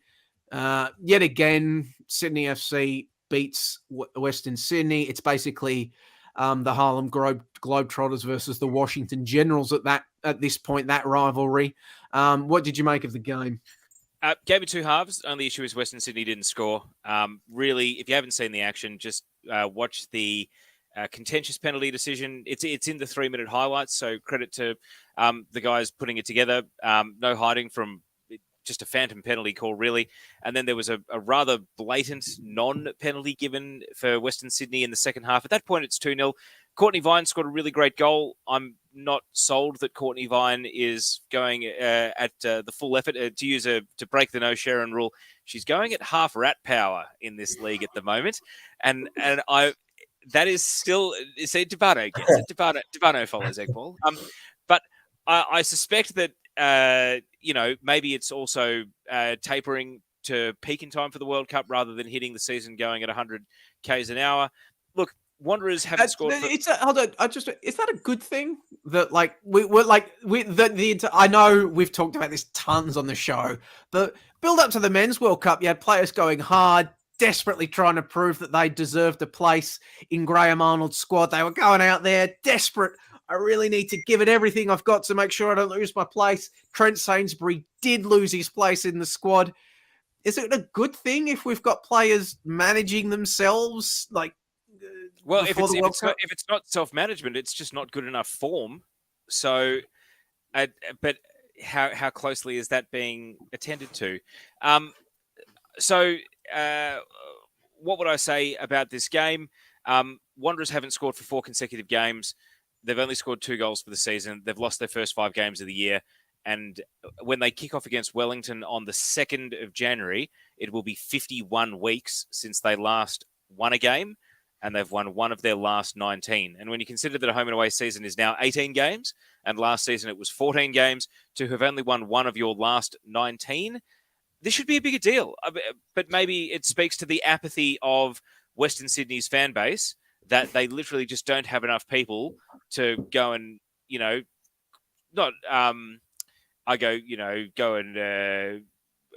the torch, grab the pitchforks about it. Yeah, pick at the front doors of the club. But even just social media chatter, replies to comments and posts, the fan base has checked out on this team, and that's sad. I wish they could re-engage people and make them care, because this team has no excuse for being what it is. Well, Tayo, what happens if the Wanderers lose against Wellington?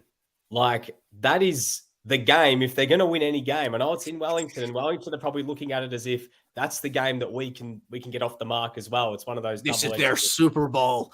Based on the exposed form, I still think the second half today in particular, if Wanderers pick an 11 that gives them the best chance of winning, because at times it feels like it's a bit of an internal struggle against themselves as to what their own identity is and who their sort of prime movers and prime takers of responsibility are in that team. I mean, they subbed goalkeeper at halftime today, so clearly they're still throwing stuff at the wall, trying to make something stick, right? So I would say for now they are still favourites against Wellington. With that said, Wellington drew and beat them last year, so they got 4 out of 6 points. Well, Wanderers did not beat them last year, and it's over there.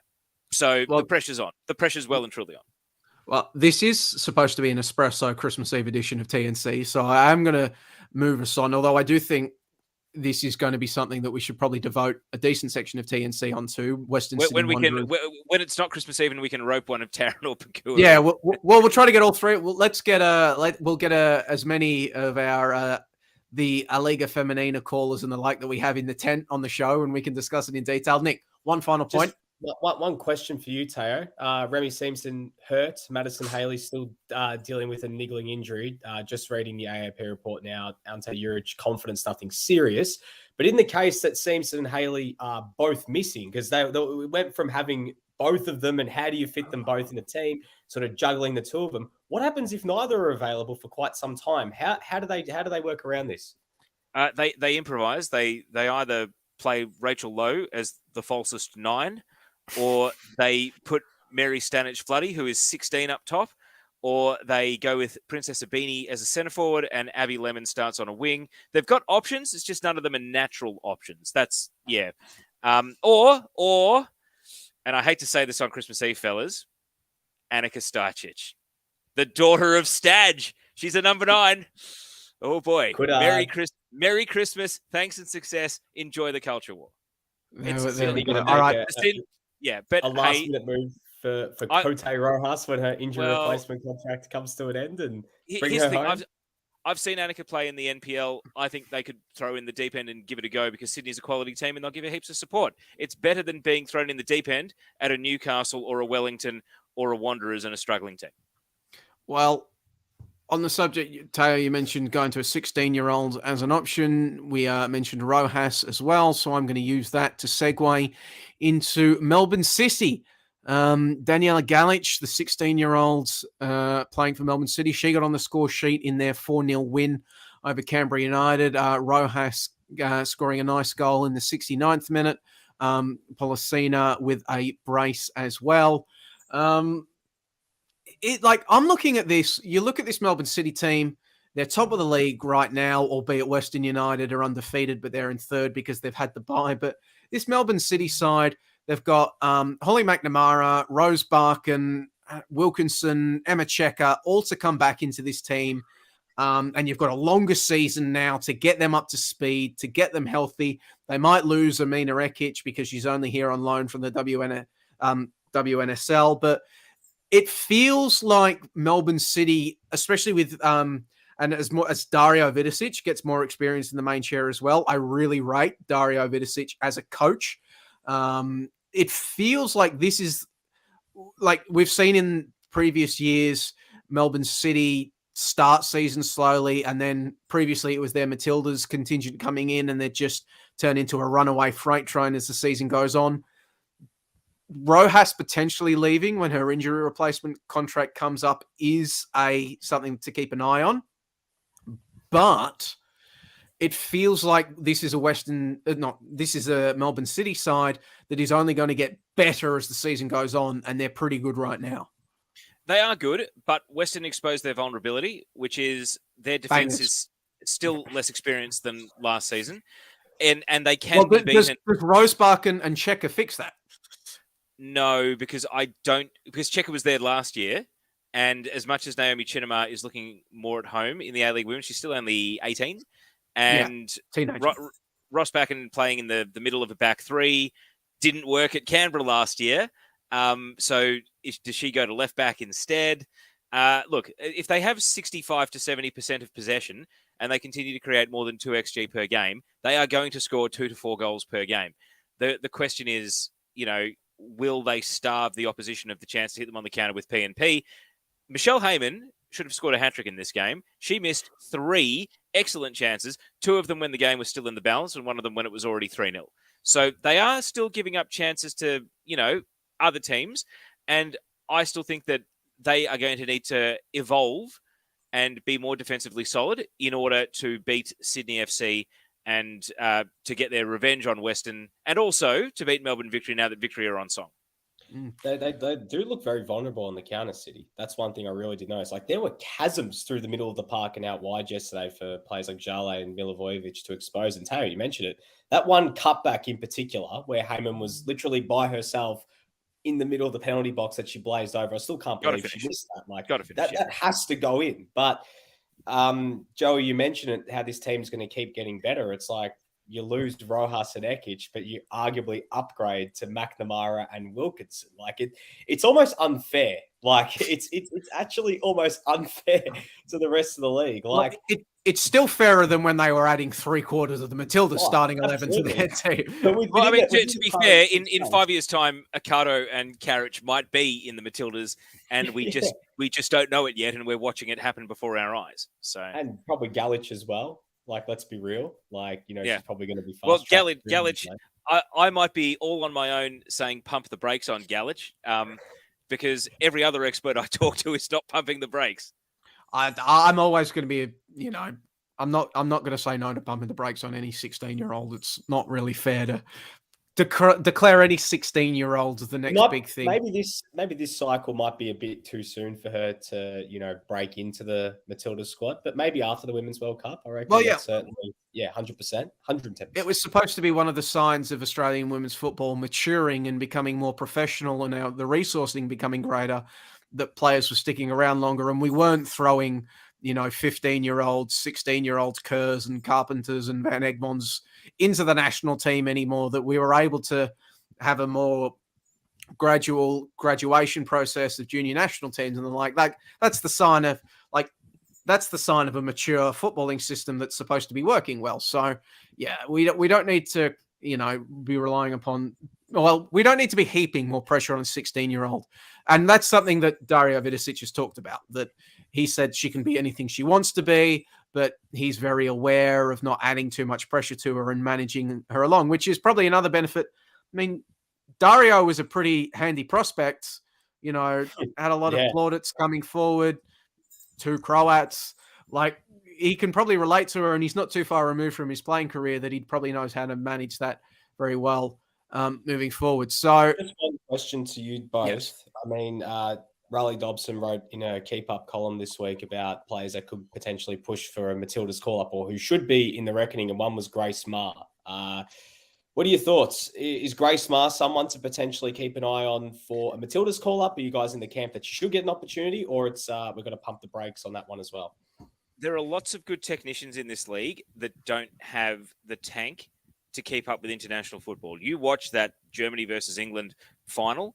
I hate to say it, Spain getting knocked out by England kind of set the TNT cause back in favour of P&P, because the 2 European teams that play most like the United States ended up in the final, let's be honest. And Australia has, Rihanna Policina, Emily Condon, Grace Maher. We have all these great technicians who can play passes and can control games at a certain speed. Yeah. And the speed that they can't control them at, or at least have not been able to prove themselves to be able to hang with our internationals at, is international football. If there's one bolter, I said it on the coverage today, it's Kirsty Fenton, because she has the athleticism to run up and down a flank all game. She's two-sided, left and right foot, can play anywhere across the defence. Just call her up. There's your answer. There's our deputy to Steph Catley right there. Kirsty Fenton.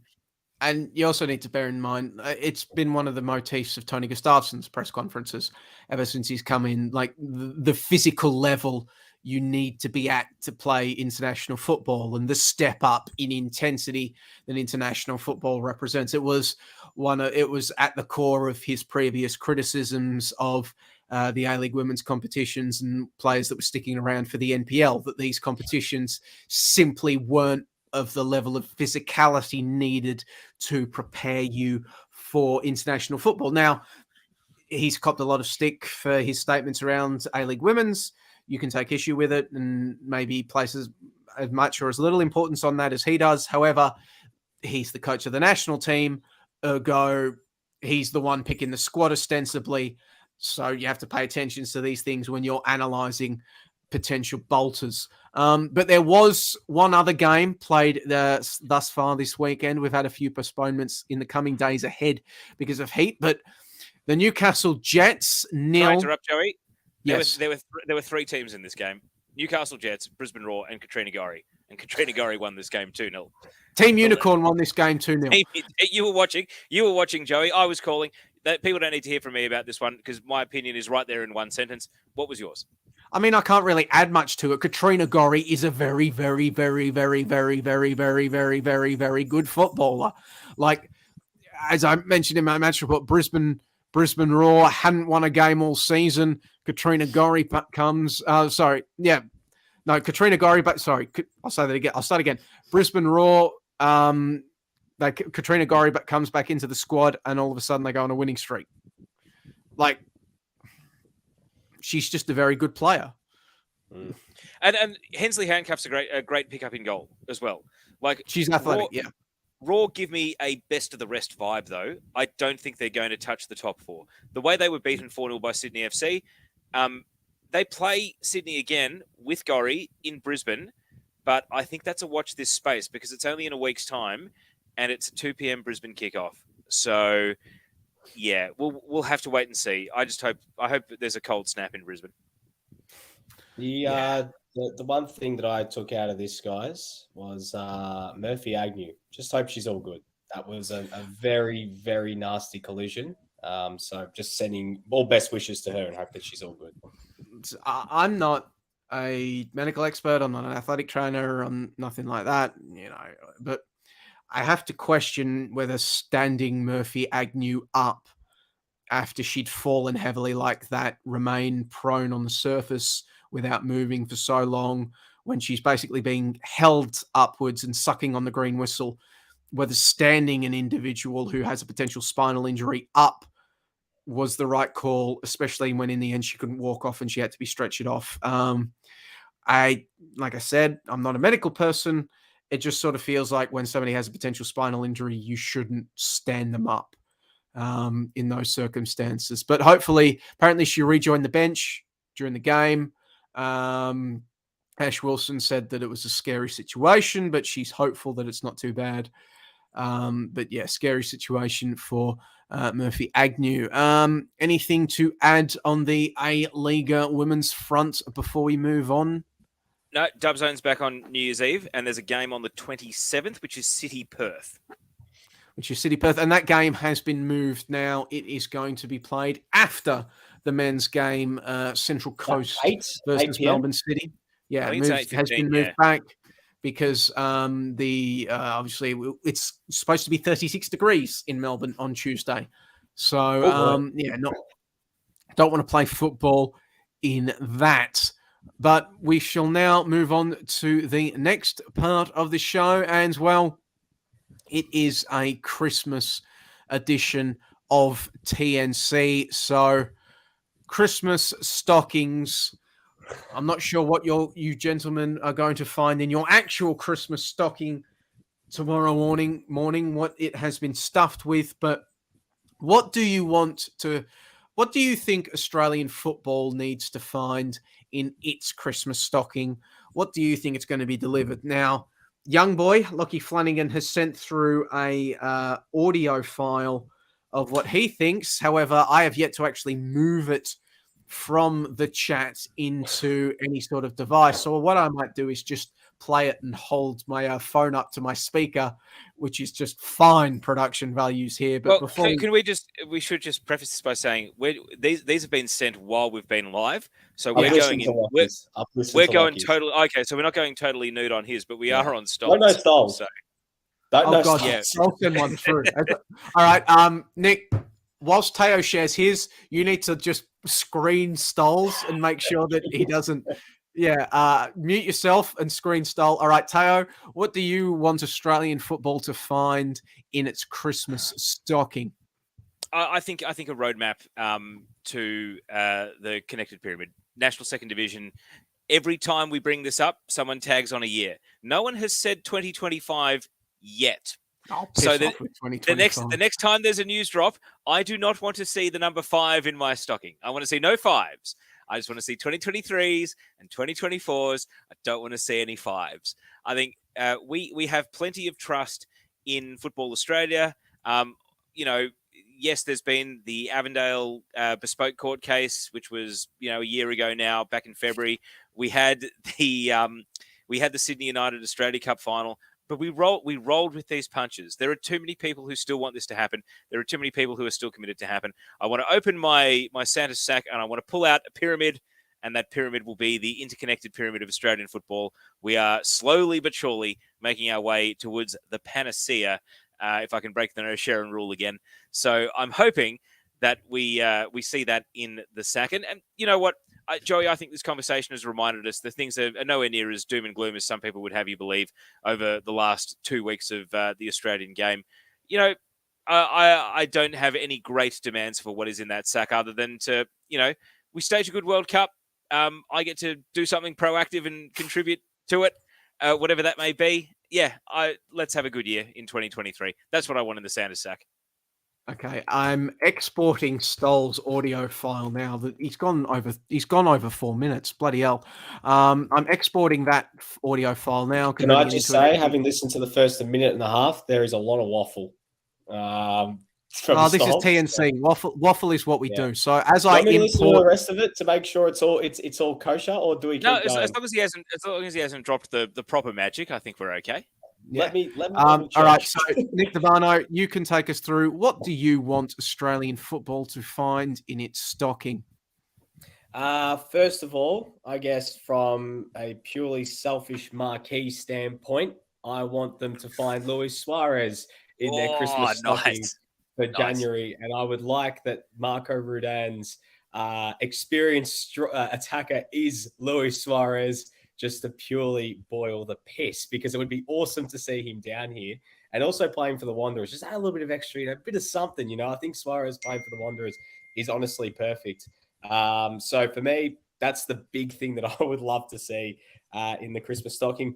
Another thing as well, Women's World Cup in July, August.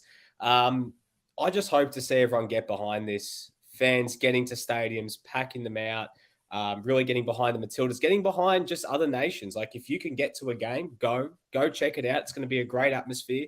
I think a lot of people from outside the Australian football bubble probably don't realize the magnitude of how big of an event this is. Like I've spoken to people outside of Australian football saying like, you know, people who aren't fans and stuff and say like, look, there's Women's World Cup coming next year. And they're kind of sort of glossing over the fact of like, doesn't sound that big. No, like this is the biggest event Australia has held since the 2000 Olympics. Like, no, the 2006 Commonwealth Games does not stack up against this. So this is a big moment, and I am just hoping that, you know, we have a good run from the Matildas, a real exciting run as well, and it can really galvanise the people. But also, just get behind the teams. Get to your games if you're in Australia and New Zealand. You know, there's a lot of kickoff friendly times, even on weekdays and on weekends as well. And there's a lot of great players to come out and see in great nations. Like you're not always going to see the US and Spain and England and these nations on your front doorstep. So make the most of it. I think it's going to be really great. So that's probably more from a Football Australia and an A-Leagues level. But a third one, just a bloody good NPL season as well, fellas. Like I can't wait for February to roll around. I'm missing the NPL too much. It does feel like a long time since the end of last season, doesn't it? Melbourne, Oakley smashing South Melbourne 5-0 at a rain-drenched Heidelberg. Yeah. Blacktown City beating Manly United 2-0 at Parramatta Stadium. Feels like a very long time ago. It feels like a long time ago since I called Alana Cern and Alana Churn and got laughed at by our current Western United women's players on the touchline of Olympic Village. So that is her name. That is her name. Can I read some of the tweets that we got about what people want to see in their Santa sack?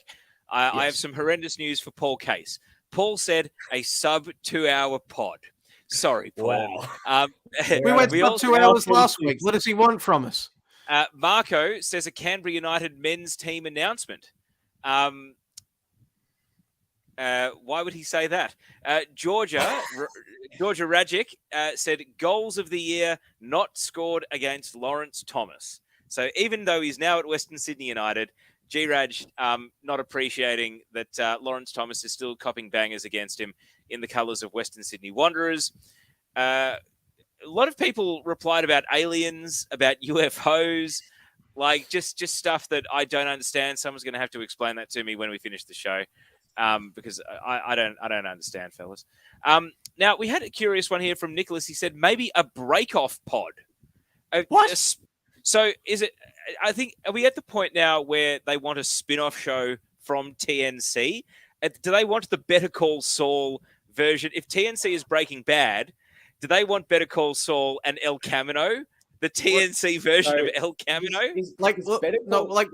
What is it? Like, if we're the national curriculum, is our break-off pod lunch break or recess? Like what? How does that work? Well, if Better Call Saul was like the main supporting character in Breaking Bad, does that make it Better Call Lockie or Better Call Young Boy? He's actually put in the comments Better Call Stoll. Like is that the one? And then El Camino is El Jukic or something like that. Maybe it's following him on his way back from the UFO. I don't know. But hey, I'm all for it. If the spin-off show, maybe the spin-off show is the TNC AFL edition, Teo, that we have been championing for over a year now. Proper footy. Well, hang on. You remember how Foxtel used to have those time shift plus 2 hour channels back before they had the Foxtel IQ? Yeah. Plus 2. Are we going to have TNC -2 with Phil Rollo in New Zealand and then TNC +2 with Ben Smith in Perth? Is that the answer? So TNC becomes a Sunday. It becomes a 6 hour experience on your Sunday because it starts in New Zealand, rolls into us on the East Coast, and then finishes over in WA. 24 hour TNC channel. Just ESPN puts us on the air 24 hours, foreign correspondence, the whole jazz. I can see it now. Tonight on the TNC agenda. Just they give us all these shows, TNC agenda, TNC spin-offs, TNC cooking show. Make it happen.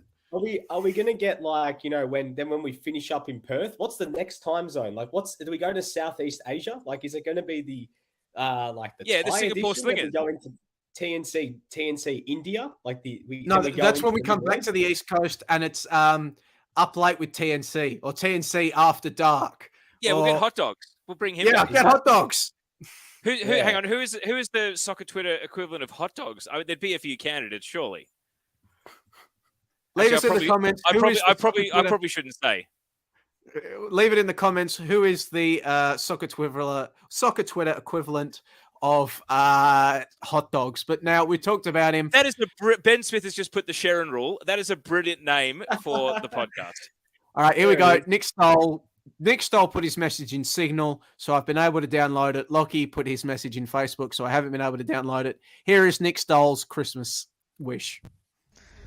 Merry Christmas, TNC family. I hope you're having a wonderful time. I imagine this will be played at the 3-hour mark of the program. What do I want in Australian football's Christmas stocking for next year? Look, it's a pretty existential question, I'll be honest with you. I don't even know if I understand the ramifications. Does it have to be something that can fit in the stocking? How big is this stocking? Can this stocking maintain things that will happen in the future? For example, the Women's World Cup. I feel like that would be an amazing thing to happen. Well, it is going to be an amazing thing to happen in 2023. I hope the Matildas do really well. Hope they win it. Hope is not a strategy, but that's for them to devise the strategy. I will just be doing the hoping of, like every fan will be. And I hope everyone gets behind the tournament. And, we see lots of packed out stadiums for every game. That's kind of my big wish for 2023. I hope, in regards to the A-League, that we sort out this mess and that we get active support back and that they give the atmosphere that the game so often, need. They're so vital to the game. And I just kind of hope that we all continue to enjoy football. That's really what I kind of think is that, like, I know that sounds kind of weird. Of course we're going to enjoy football. Like, we love football. But, every single day where, all of us are probably involved in football in some way, whether it's, as a fan watching and going to games, or whether it's working in it, whether you're a coach or a player or in the media or whatever. And I just think it's like this game is so special, is so beautiful, is so incredible, opens up so many doors and so many possibilities. And I just think if we can continue to encourage that in the right way and kind of always put the game first, not ourselves. I feel like a lot of people maybe have been putting themselves first lately. That will all, a rising tide lifts all boats, right? So we put the game first, we will all reap the benefits of that. And so I just think that for 2023, I hope that everyone just tries to think, how can I help the game forward a little bit? And that might just be, encouraging someone to play, or, going to a game that you wouldn't normally go to, or anything like that. So, I hope everyone, or, reading articles and sharing and just continuing this game and helping it grow. So I hope everyone has an amazing 2023. I'm sure TNC will be back with its late and way too long episodes. And I hope you have a great time over this period, get a good rest. And, just remember that we live in a world now where Messi is world champion. Like, how good is that? There was a time in our lives, and it was as little as a week ago, where we lived in a time where Messi wasn't world champion. And now we live in a world where Messi is world champion, and it's just a better world. It just you cannot tell me it's not a better world. It's a much better world. The sun is brighter. The air is clearer. The water tastes better. Life is sweeter. Messi is world champion. I never have to listen to some dumb bullshit dickhead telling me, oh, well, Messi has to win a World Cup. Messi never does it in international football. Da, da, da. That's gone. That sound will never be heard again. Oh, the glory. it's a good time. It's a good life. I love football. I love you. Good luck in life. Thanks and success. Merry Christmas, TNC family. I hope you're having a wonderful time. I imagine this will be played at the 3-hour mark of the program. Going back What do before. I want in Australian football's Christmas stocking? Oh no, we've gone back to the next year? start. Wow. All right, yeah. Look, it's pretty Pause it. Stop it. Jesus us. Christ. Free us from this hell. Jesus. He accuses me of going on. Jesus. Listen, we are going to do a Church of Messi segment. We'll get Stoll on the show and just let him loose for half an hour so he can get his Messi propaganda out of the way. We did try, by the way. We did try on both Monday night and Tuesday night, and real life got in the way, sadly. Yeah. So, but Nick Stoll taking the question: what item do you want to be put in Australian football stocking this Christmas, and instead listing an entire fucking Christmas tree's worth of shit? He's not asking about semantics. How big is the stocking? Like he wasn't thinking about just a normal Christmas stocking. He wanted to know how big, and his Christmas stocking is freaking huge by the looks of it.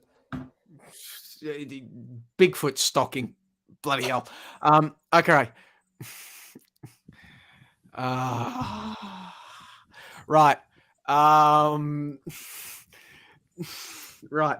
I've told Lockie that I can't download his audio from Messenger. So unless Lockie wants to appear on this, he's got the link to the stream, so he can appear in the next 30 seconds and do it live. Otherwise, I can play it into my headset here if you like. I think it might sound a bit better than your microphone.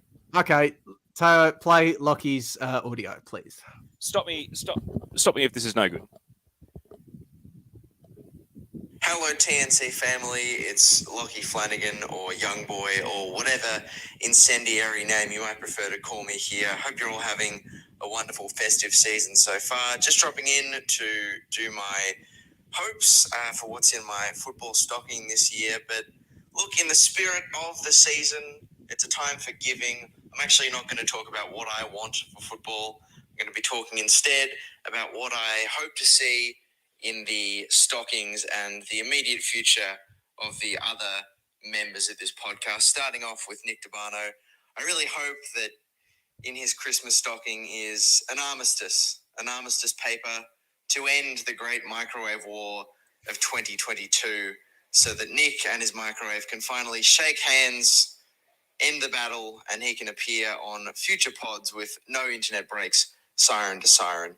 Stoll, I desperately hope that inside his stocking is a big venture capital injection from Regari Industries so that he can grow his burgeoning tomato business into an empire. And perhaps he can also bottle up some of the tears that he cried when Messi won the World Cup and sell those. I'm not sure. That few people on the internet seem to have some success with that. But anyway, as for Josh, I hope that, he can get elected, old Barnaby Josh, into Parliament and, succeed in his mission of uniting the coalition and launching a spill motion against Peter Dutton.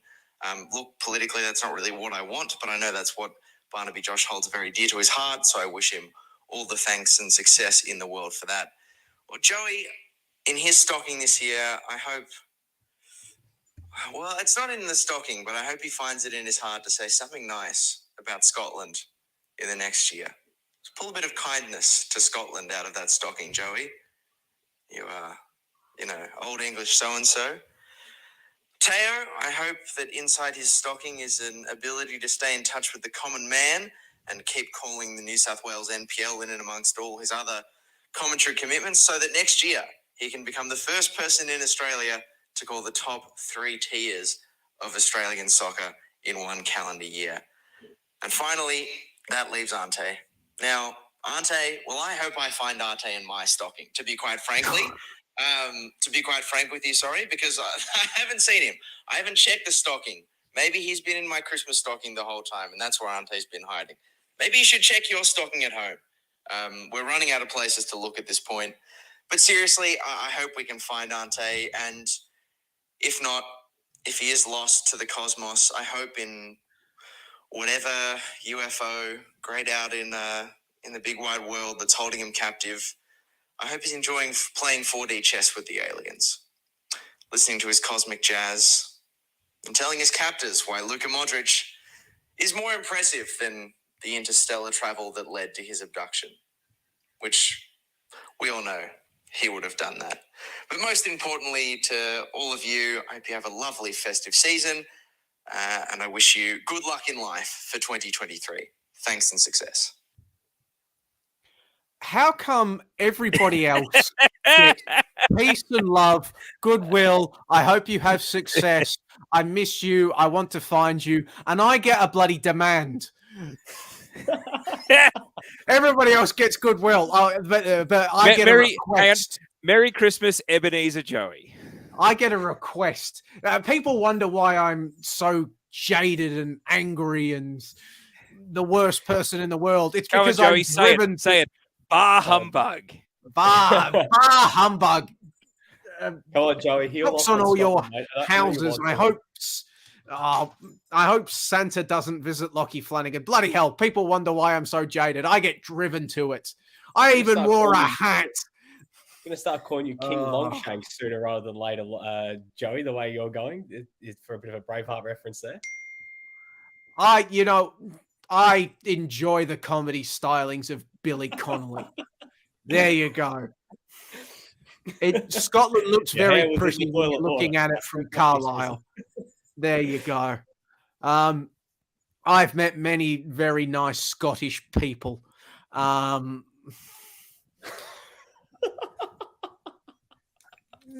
I don't. Ben Smith saying that I sound and look like Jim Carrey's Grinch. No, I don't. Have you even seen the Grinch? No, I don't. Oh. What I would like to see in Australian football's Christmas stocking, I'm going to do it seriously and not whatever that nonsense was prior to it. One thing, I'm going to pick up on a number of themes that others have shared throughout theirs. I think continuing on from something that I wrote a series of articles on during the middle of this year, we've seen levels of it in the past few weeks. I hope Australian football, its fans, consumers, increasingly pay attention to and are cognizant of those that are in charge of the game, what they're in charge of. And there's always increasing levels of holding those in charge of the game to account, but in an intelligent and proper manner.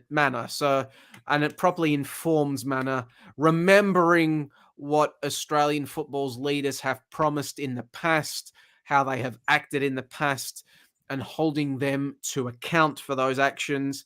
Because I think when we have leaders of the game at all levels, be it at the APL, be it at Football Australia, be it at the PFA, be it in the media, anyone with a degree of power in Australian football, if they are being held to account for their words and their actions and their promises, I believe that can only make Australian football a stronger place. Terms of, I would have to echo Teo's sentiments surrounding the national second division. Expression of interest phase is supposed to begin early year, maybe around February, maybe March, before we move through that process. I hope that process goes through smoothly. I hope that process is treated with good faith by both of those taking part and the broader Australian football community. And I hope that at around the Women's World Cup time, Football Australia is not sure whether it will be pre or post Women's World Cup, but that when those inaugural national second divisions are announced and we have the start date, I hope it really creates a groundswell of excitement for the A-Leagues. I hope that the A-Leagues find a solution that allows them to begin to build back up a level of trust and respect between themselves and their most important stakeholders, their supporters. That is going to be a long process. I don't know how you do it, but in the end, that has to happen if the A-Leagues are going to be healthy and thrive. You have to bring along the fans. Women's World Cup. I hope it's an amazing event. It's going to be the biggest sporting event this country has seen since the Sydney Olympics. I hope it goes amazingly. I hope the Matildas have a great World Cup. I hope England wins it. And I also hope there is a proper plan in place to make sure that our legacy is more than just fancy new subs benches at Amy Park and grounds around the country. I hope there's a distinctive plan in place that means that there's a lasting legacy, not just for the elite side of the game and the A-League women's and our developmental platforms, but also I want there to be a concrete legacy for junior participation, just a girl at a community club. How can we make sure that this Women's World Cup works for her just as much as it does the top end of town? We improve coaching quality. We improve access to coaches, facilities, all of that sort of stuff.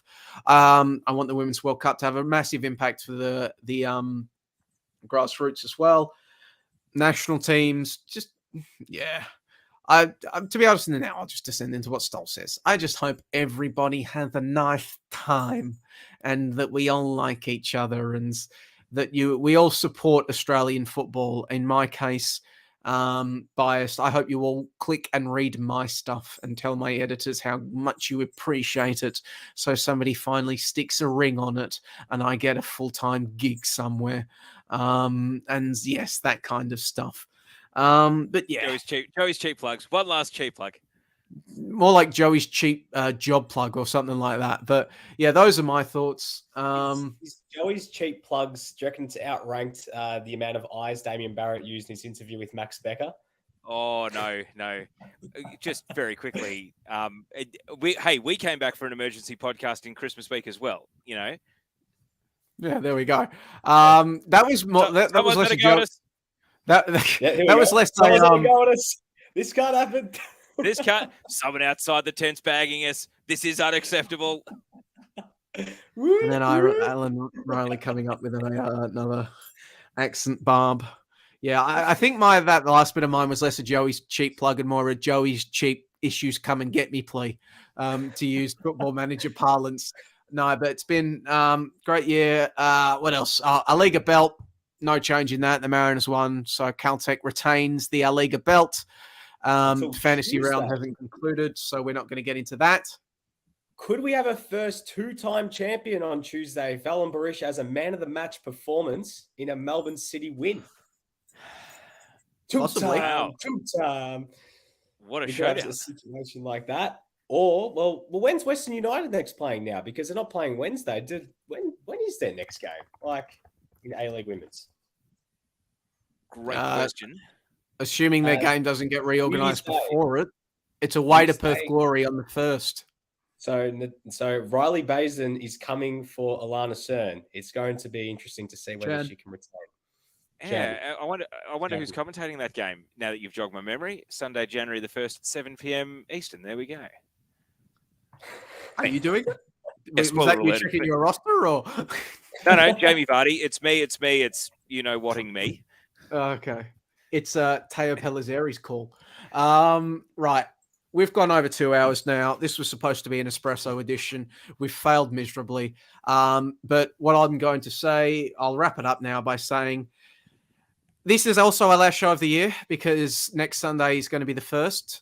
So to everybody that's come along on this ride with the national curriculum across the past 12 months, we have, of course, we moved to ESPN over the past 12 months. It's been incredible to see just how many people have embraced the national curriculum throughout 2022, how many people join us every week in the comment sections following along about how these little jokes that we have on the show, like A Liga and the like, just take on a life of their own. NRI, results-based analysis, PNP. Yeah, love you all for RBA. I had to explain RBA to quite a few people this week. So yeah, not the Reserve Bank of Australia. We love you for it. Thanks for a second there, Teo. Is this really the sounding board now? No. Well, when this show came back, we wanted to fill a void that we felt wasn't there in Australian football. We wanted to talk about the football. We wanted to have the discussions that weren't being talked about elsewhere. we hope that we have been able to do that. We hope that people that listen to us have been able to take a new perspective on the game, and that is, we hope that we have been able to enrich people's experience of Australian football, and that we have been able to positively affect the discourse here in the local game. That was what we didn't start this podcast to get an ESPN deal or anything like that. We just started up because we were mates that wanted to talk about football and hopefully share some of our thoughts and conversations along the way. So very Merry Christmas, a thanks and success Christmas, and a good luck in life New Year. We love you all, especially thinking my role in Canteen Australia. I always say at this time of year, much love and good vibes, and knowing that we love you to people doing it tough. At this time of year, it can be a very difficult time, as I've learned over my years with Canteen. So to you, especially in our Canteen family, we love you. We hope you're doing okay, and we're here for you. But for now, I'll say it, I'll wrap it up. A very thanks and success Christmas, and a good luck in life New Year.